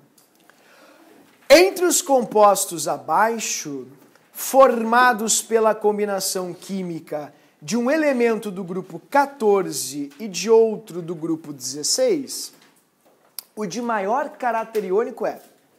Comecemos assim. Iônico. Esse aqui não é iônico, né? Porque são dois não metais. Assim como esse aqui também não é, porque são dois não metais. E são bem próximos também, então o caráter iônico, que mede a diferença, a distância entre os dois na tabela, vai ser muito pequena. Tá, mas eu não entendi o que tu explicou. Como é que eu vou responder isso? É bem fácil. Ó. Para cima e para a esquerda, cresce a negatividade. Para baixo e para a direita, cresce a positividade. Eles pediram para que vocês comparem elementos das colunas 14 e 16. Então pensemos. Na coluna 14, qual seria o elemento mais eletronegativo? Na coluna 14, assim. Desculpa, mais eletropositivo. Não sei o que está pedindo. Ó, a eletropositividade na coluna cresce para baixo. Então, qual seria o elemento na coluna 14 que fica mais abaixo? Você pode olhar na sua tabela novíssima que o professor deu para você. Eu não sei, professor, eu quero muito falar, mas eu não sei o nome, não tenho o nome. É o fleróvio, FL, em homenagem ao Gregory Flerov, russo que o descobriu. Entretanto, tem fleróvio aqui? Então, não vai ser a alternativa que a gente vai marcar. Tá, mas tem algum ali que está bem pertinho do fleróvio? Tem, né? Quem é que é? Ah, tem o chumbo. Então, dentre estes que eles me deram aqui, o chumbo é o mais eletropositivo. Então, seria o cátion mais poderoso, o cátion mais positivo. Seguindo a mesma metodologia, queridos, eu vou pedir a gentileza, por favor, me ajudem. Quem seria agora da família 16 o elemento mais eletronegativo? Mas eu não sei ver eletronegatividade. Segue aquela flechinha que aponta para cima, que aponta para o Senhor. Quem é o elemento que fica mais para cima? O oxigênio. Tem o oxigênio ali? Prontinho. Então, o oxigênio com chumbo vai formar, na combinação entre estas duas famílias, dentre, obviamente, que eles me passaram aqui, o composto mais iônico que tem. Então, no tema, você vai ter uma questão do ITA, e você vai pensar, mas o que esse professor está pensando de mim? Está querendo me subestimar, me dando questão do ITA, ou superestimar? É uma questão do ITA, o que ele pensa que eu sou? Como é que eu vou fazer? Aí você vai fazer a questão. Você vai ver que a premissa dela é exatamente igual a essa. Aí você vai sair do seu quarto com segurança, com convicção, vai chamar o seu adulto responsável e vai dizer, fiz uma questão do ITA. prepara a faixa. É, exato, vai ser assim. Mas isso é bom, porque o vestibulando fica fragilizado, porque a gente fica em provação constantemente.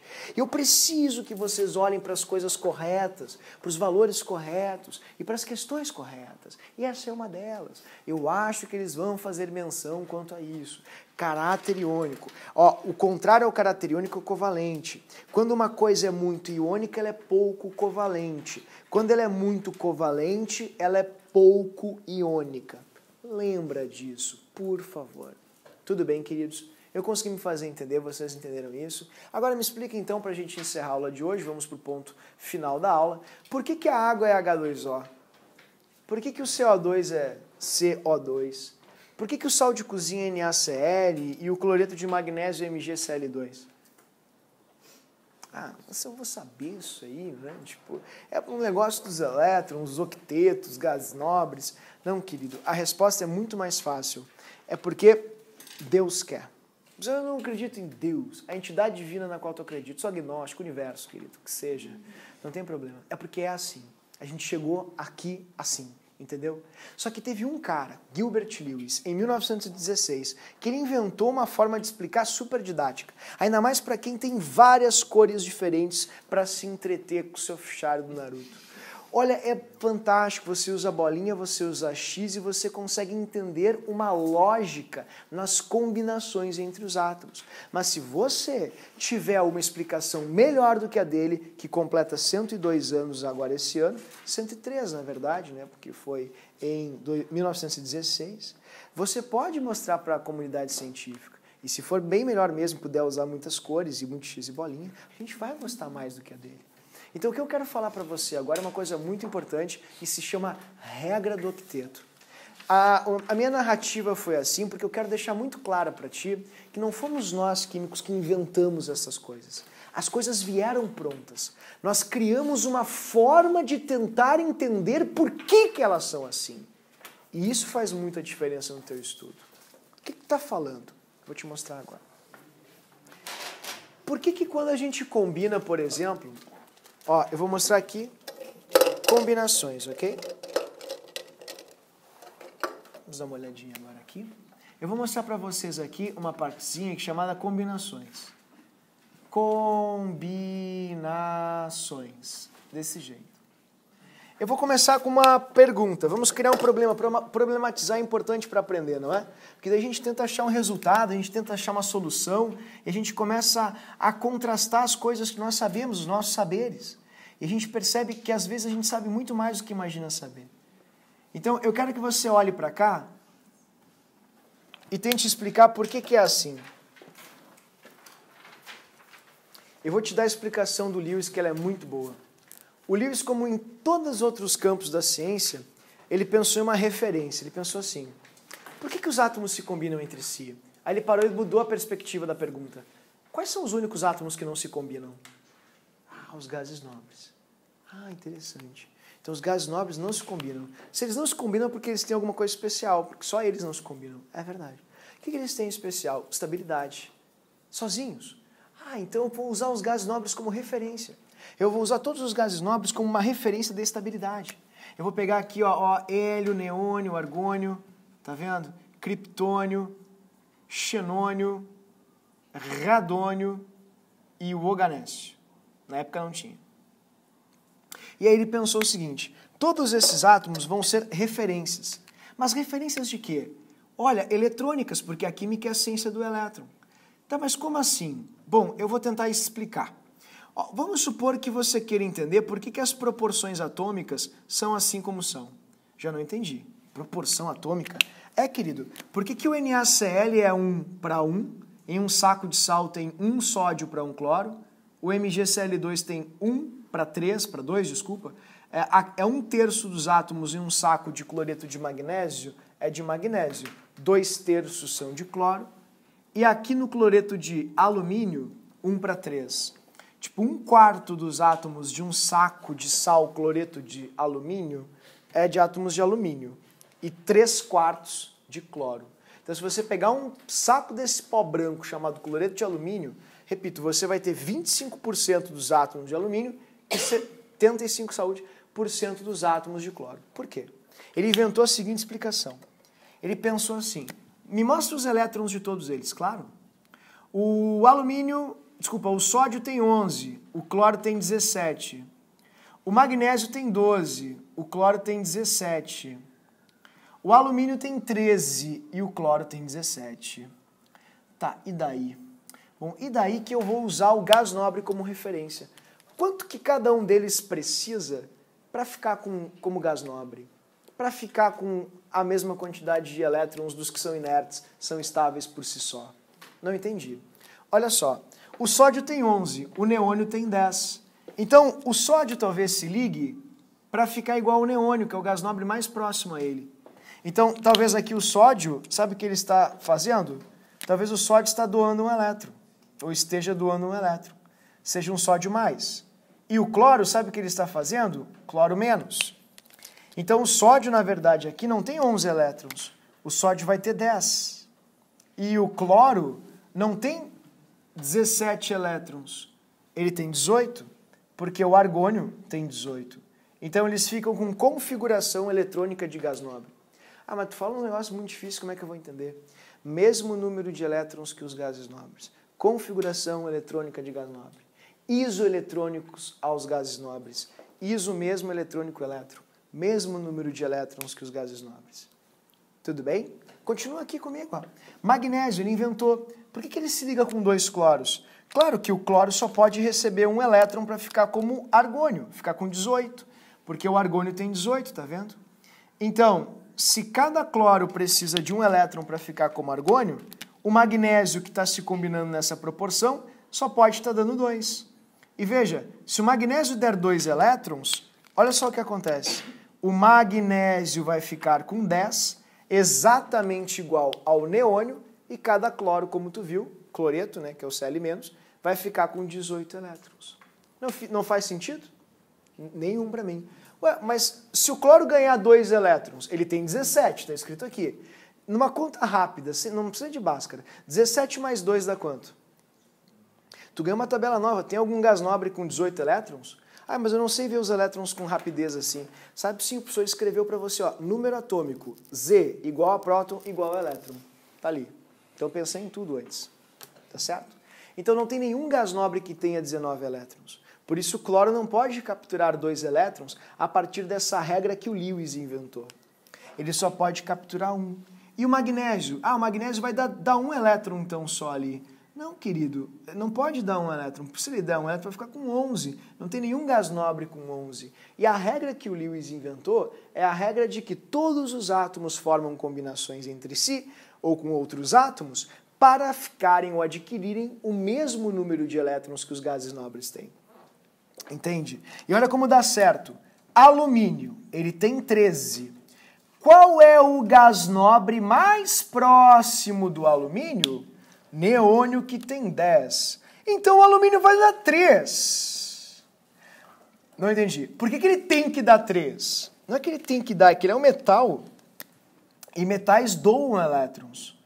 Então os metais doarão elétrons para atingirem os gases nobres e os não metais receberão elétrons para atingirem os gases nobres.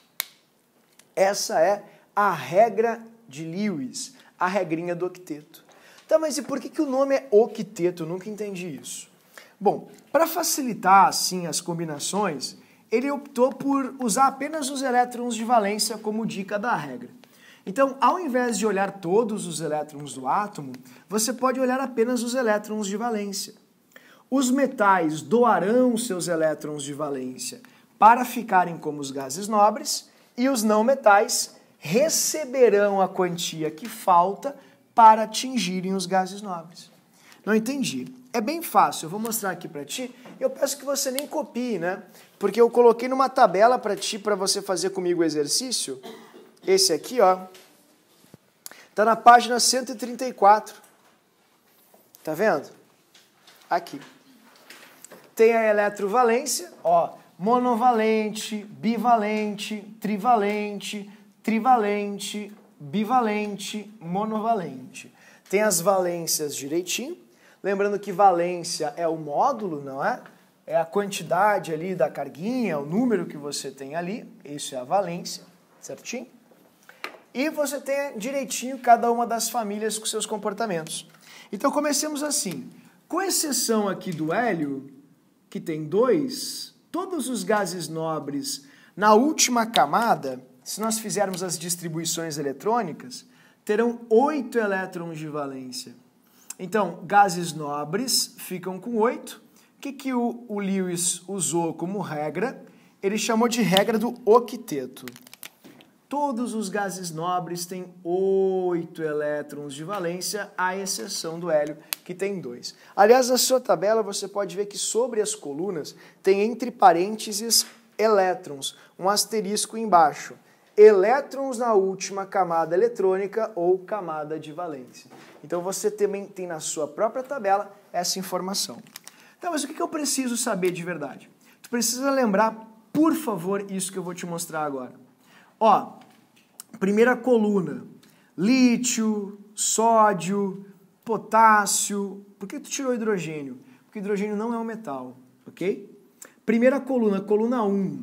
Todos eles vão ter um elétron de valência e todos eles, para atingirem os octetos, eles vão doar um elétron. Porque se eles doarem o seu elétron, eles acabam ficando com a mesma quantidade de elétrons que os gases nobres têm. Na segunda coluna, que é do berílio, assim, magnésio, cálcio, estrôncio, você vai ter coluna 2. Todos eles vão doar 2 elétrons para ficarem como os gases nobres estão, estáveis. Bah, muito ruim a explicação, não entendi. Mas, querido, o cálcio tem 20 elétrons, porque o número atômico dele é 20. Se ele perder 2 elétrons, você faz assim de cabeça até, ó. 20 menos 2 dá 18. Procurem o elemento 18 para mim na tabela. Não é o argônio? Não é um gás nobre? Pois é. Sempre que esses elementos aqui doam 2 elétrons, eles acabam ficando com o mesmo número de elétrons que os gases nobres ficam. E segundo Lewis, isso é o que os elementos querem para atingirem estabilidade. Eles se ligam para ficarem como os gases nobres. Você vai cortar os elementos do meio e você vai direto para 13. Todos os elementos aqui da 13, eles têm 3 elétrons de valência. Na 13, aqui na família do boro, tá vendo? Aí fecha uma regrinha que é bem fácil, que é mais 1, mais 2, mais 3, aí vai decrescendo agora. Ó, bem fácil. Na do nitrogênio, pulem a do carbono, tá?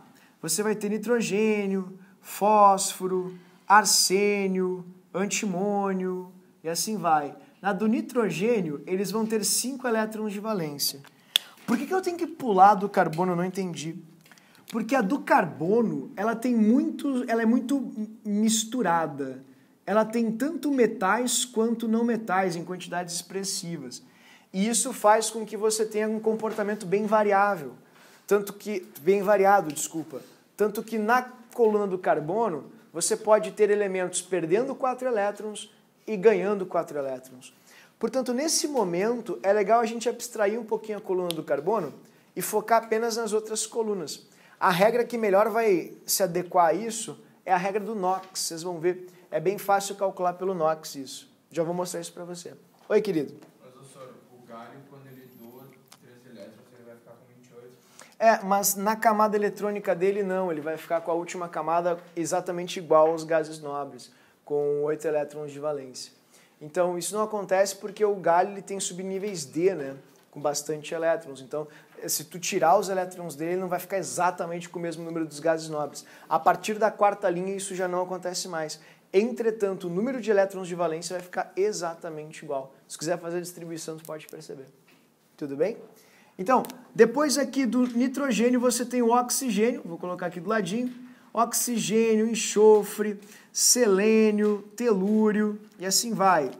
Aí você tem aqui 6 elétrons, família 16. Quantos elétrons faltam para ele ficar com 8? 2. Família do flúor, aqui ó, cloro, bromo, iodo. que é 17, todos têm 7. Para ficar com 8 na última camada, vai precisar de 1. Então, essa é a regra base da regra do octeto. E a gente chama de regra do octeto justamente por isso, por causa dos gases nobres. Regra do octeto. De acordo com Lewis, os átomos formam combinações entre si para atingirem, vamos colocar aqui, os átomos se combinam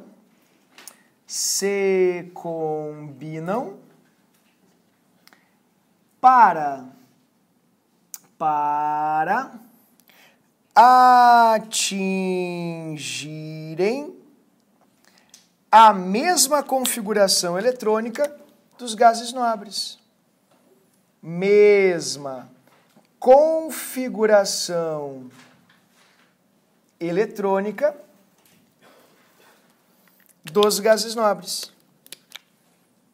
Dos gases nobres, que tem 8 elétrons na valência. Nobres, ok? Como ok, não entendi nada, horrível explicação, muito complexo, obviamente vou ter dificuldades. Bom, eu trouxe para vocês 2 exemplos que são super básicos. E eu quero ensiná-los com 2 regras diferentes. E eu vou ser bem franco, pessoal, meu aluno domina as 2. Não dá. Eu não deixo ninguém passar sem dominar essas 2 regras aqui. Você tem que saber essas 2 regras. Porque se você só decora uma, como muita gente faz, você fica muito limitado. Você acaba perdendo questões por coisas que são simples. E são 2 regrinhas complementares. As regras das quais eu estou te falando são a regra simples dos elétrons de valência, que é onde você desenha X e bolinha, e a regra da tesoura, que só dá certo para ligação iônica. Então eu vou ensinar com o primeiro modelo e eu vou dar um tempinho para você fazer com o segundo modelo. Tudo bem? E de novo, talvez não tenha ficado claro, mas o que eu quero aqui? Eu quero descobrir contigo qual é a combinação, a proporção entre os átomos destes elementos aqui quando eu os combino. Uma pergunta muito grande, professor. Não entendi. Eu vou te ajudar. Vamos unir alumínio com oxigênio. Quantos alumínios se ligam a quantos oxigênios? Não entendi. Vou ser mais didático. Tipo, é a L4O6? É a L7O8? A L1O1? Qual a proporção de átomos que a gente tem ali? Eu vou mostrar para vocês vão fazer comigo para a gente encerrar a linha de hoje, ok? Vamos lá. A primeira forma, eu vou te pedir assim, por favor, escreve bem bonitinho no teu livro, primeira regra. Escreve assim, primeira regra. Primeira regra. Essa primeira regra é a regra dos elétrons de valência. Ok? Vou colocar aqui entre parênteses, elétrons de valência. Valência. Nessa regra, você vai escrever as substâncias e você vai desenhar os elétrons de valência que ela tem. Um por um. Por quê? Confia em mim. Vamos lá. Coloca o alumínio assim. Tá, beleza. Alumínio. Procura o alumínio na tabela. Tá, já achei. Qual é a coluna do alumínio? É a 13. Quantos elétrons de valência ele tem? Não sei ver isso. Está entre parênteses em cima da sua tabela e está no quadro também. 3. Muito bem. Mas é sempre assim? Sim. Todos os elementos da coluna 13 têm 3. Mas eu esqueci por quê. Porque se você fizer a distribuição eletrônica na última camada, eles terão 3. Tudo bem? Você pode representar esses elétrons de valência com X ou com bolinha. Eu vou usar o X para fazer essa representação. Tudo bem? Agora, você vai pegar o oxigênio e vai escrevê-lo logo à frente. Pronto. Você vai procurar o oxigênio na tabela. Já encontrei. Ele está na coluna 16. Quantos elétrons o oxigênio tem na última camada? Não sei responder. Está entre parênteses, sobre a coluna 16 está no quadro também. Todos os elementos da 16 têm quantos elétrons na última camada? 6. Sempre assim. Uma dica, muitas pessoas são desorganizadas. É um estilo de vida. Tipo, você é um espírito livre. Você não dá bola para organização. Só que se você for desorganizado na química, você vai pagar um preço muito caro. Como está o teu quarto hoje? Se o teu quarto é um caos total, uma bagunça terrível, se você perdeu o seu pet há semanas e ele se alimenta dos restos que caem na sua cama, você não vai ter sucesso na química. Porque a química é uma ciência de pessoas com toque. A gente precisa ter tudo organizadinho, tudo com cores diferentes, tudo bonitinho, tudo tem que se encaixar. Senão não é química. Mas olha o que está falando. Não, querido. Por exemplo, é que se você não puser em pares assim os elétrons ao redor do átomo, você vai se atrapalhar. Então, por que tem que ser do teu jeito? Eu gosto de fazer do meu jeito. Não gosto dessas cores que tu usa. Não é essa a questão, querido. É que o nome da teoria é Teoria de Repulsão dos Pares Eletrônicos de Valência. Então, o Lewis ele criou uma forma de montar as partículas sempre com pares de elétrons. Se você não usar tudo bonitinho e tentar sempre deixar com parzinhos, você vai ter dificuldades nas montagens das moléculas. Então, a minha sugestão é, tem 6 elétrons, distribui 2, 2, 2, assim. Não, por que tu fez desse jeito? Ó, vou te explicar. Porque o oxigênio, ele tem que ganhar. Já não entendi. Ele é um não metal e não metais ganham, são os ânions, conversamos sobre isso. Até eu fiz uma flechinha para você do sentido dos elétrons. É do metal para o não metal. Então, o alumínio, ó, ele vai dar um elétron aqui, 2 elétrons aqui. Pronto. Desse jeito eu vejo que o alumínio não deu seus 3 elétrons. Ele precisa dar seus 3 elétrons para virar um gás nobre. O que eu faço agora? Eu coloco mais um oxigênio. Porque o seu intuito é descobrir qual a combinação entre esses átomos. Então você vai ficar colocando os átomos até que todos os elétrons doados sejam recebidos. Tá, mas isso aí é muito simples e tal, já entendi.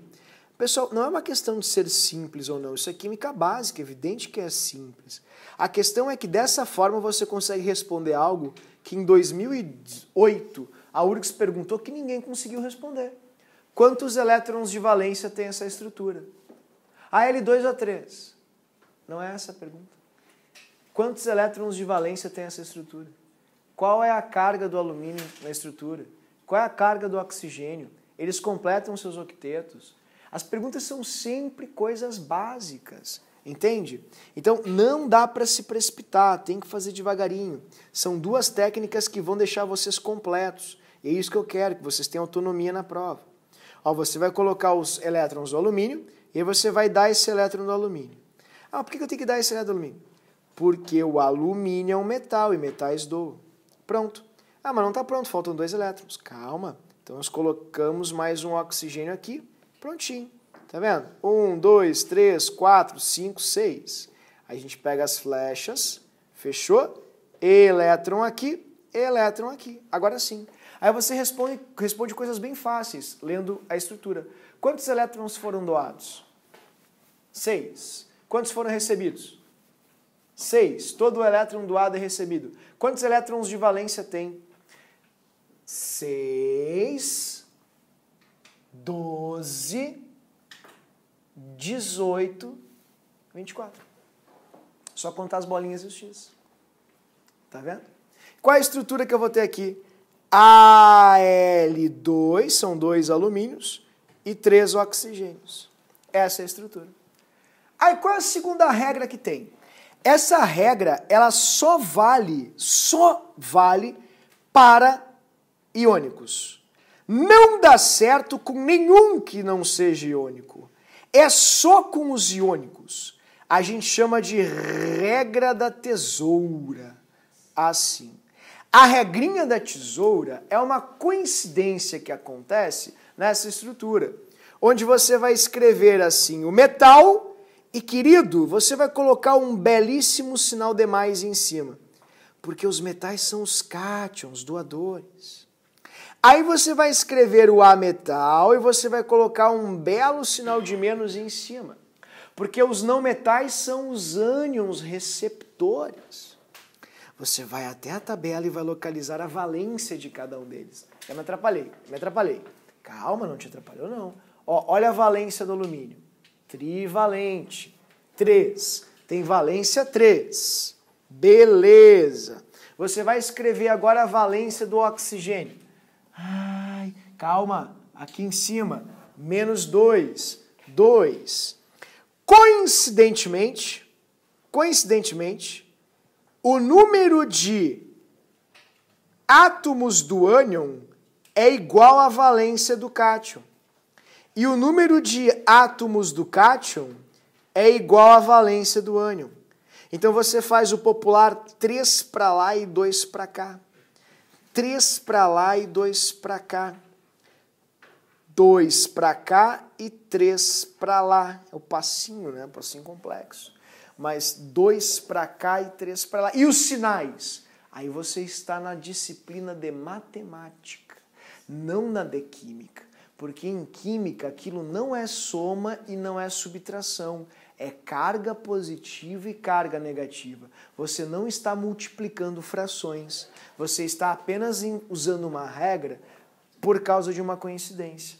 Esse númerozinho aqui é igual à atomicidade que você tem aqui embaixo. E este númerozinho aqui igual à atomicidade aqui debaixo. Tem alguns problemas? Tem. Então uma regra completa ou complementa a outra. Quando você tiver dificuldades para aplicar a tesoura, utilize a regrinha dos elétrons de valência. Quando você achar os elétrons de valência muito chatos, você aplica a regra da tesoura. Mas tem que dominar as duas. Para encerrar, queridos, vamos fazer aqui o segundo e aí eu te liberto, ok? Certo? Ó, pela primeira regra, cálcio e iodo. Te pergunta, que dele o cálcio? Que dele? O cálcio está na segunda coluna da tabela. Você vai fazer 2 elétrons para o cálcio. Onde está o iodo? Coluna 17. Aí você coloca 7 elétrons todos organizadinhos assim. Dessa forma, sabendo que o cálcio é um metal e tem que dar elétron, a gente vê que o iodo não consegue receber os 2 elétrons do cálcio. Então você vai precisar de mais um iodo para satisfazer o seu cálcio. Logo, ao completar aqui os elétrons do iodo, você vê com facilidade que a proporção é, já entendi, a proporção é 1 cálcio para 2 iodos. Tá vendo? Ó, o cálcio doa 2 elétrons, cada iodo recebe 1 elétron, número de elétrons de valência, 7 mais 7 dá 14, mais 2, 16 elétrons de valência, que são os X e as bolinhas. Tudo bem? E para finalizar, pela regra da tesoura, você escreve cálcio, que é o seu cátion, primeiro, positivo, iodo, que é o seu ânion, negativo. Onde está o cálcio? Coluna 2. Então ele é bivalente. Onde está o iodo? Coluna 17. Então ele é monovalente, menos 1. Então é só fazer... esse aqui eu conheço, é o 2 para lá e 1 para cá. Muito bem, 2 para lá e 1 para cá. Logo, olha como é que vai ficar. Ca e 2. Pronto. Essa vai ser a forma que você vai ter nessa estrutura. 1 cálcio satisfaz 2 iodos. Tudo bem, pessoal? Me fiz entender, vocês entenderam isso? Então é isso aí. Essa é a ligação iônica.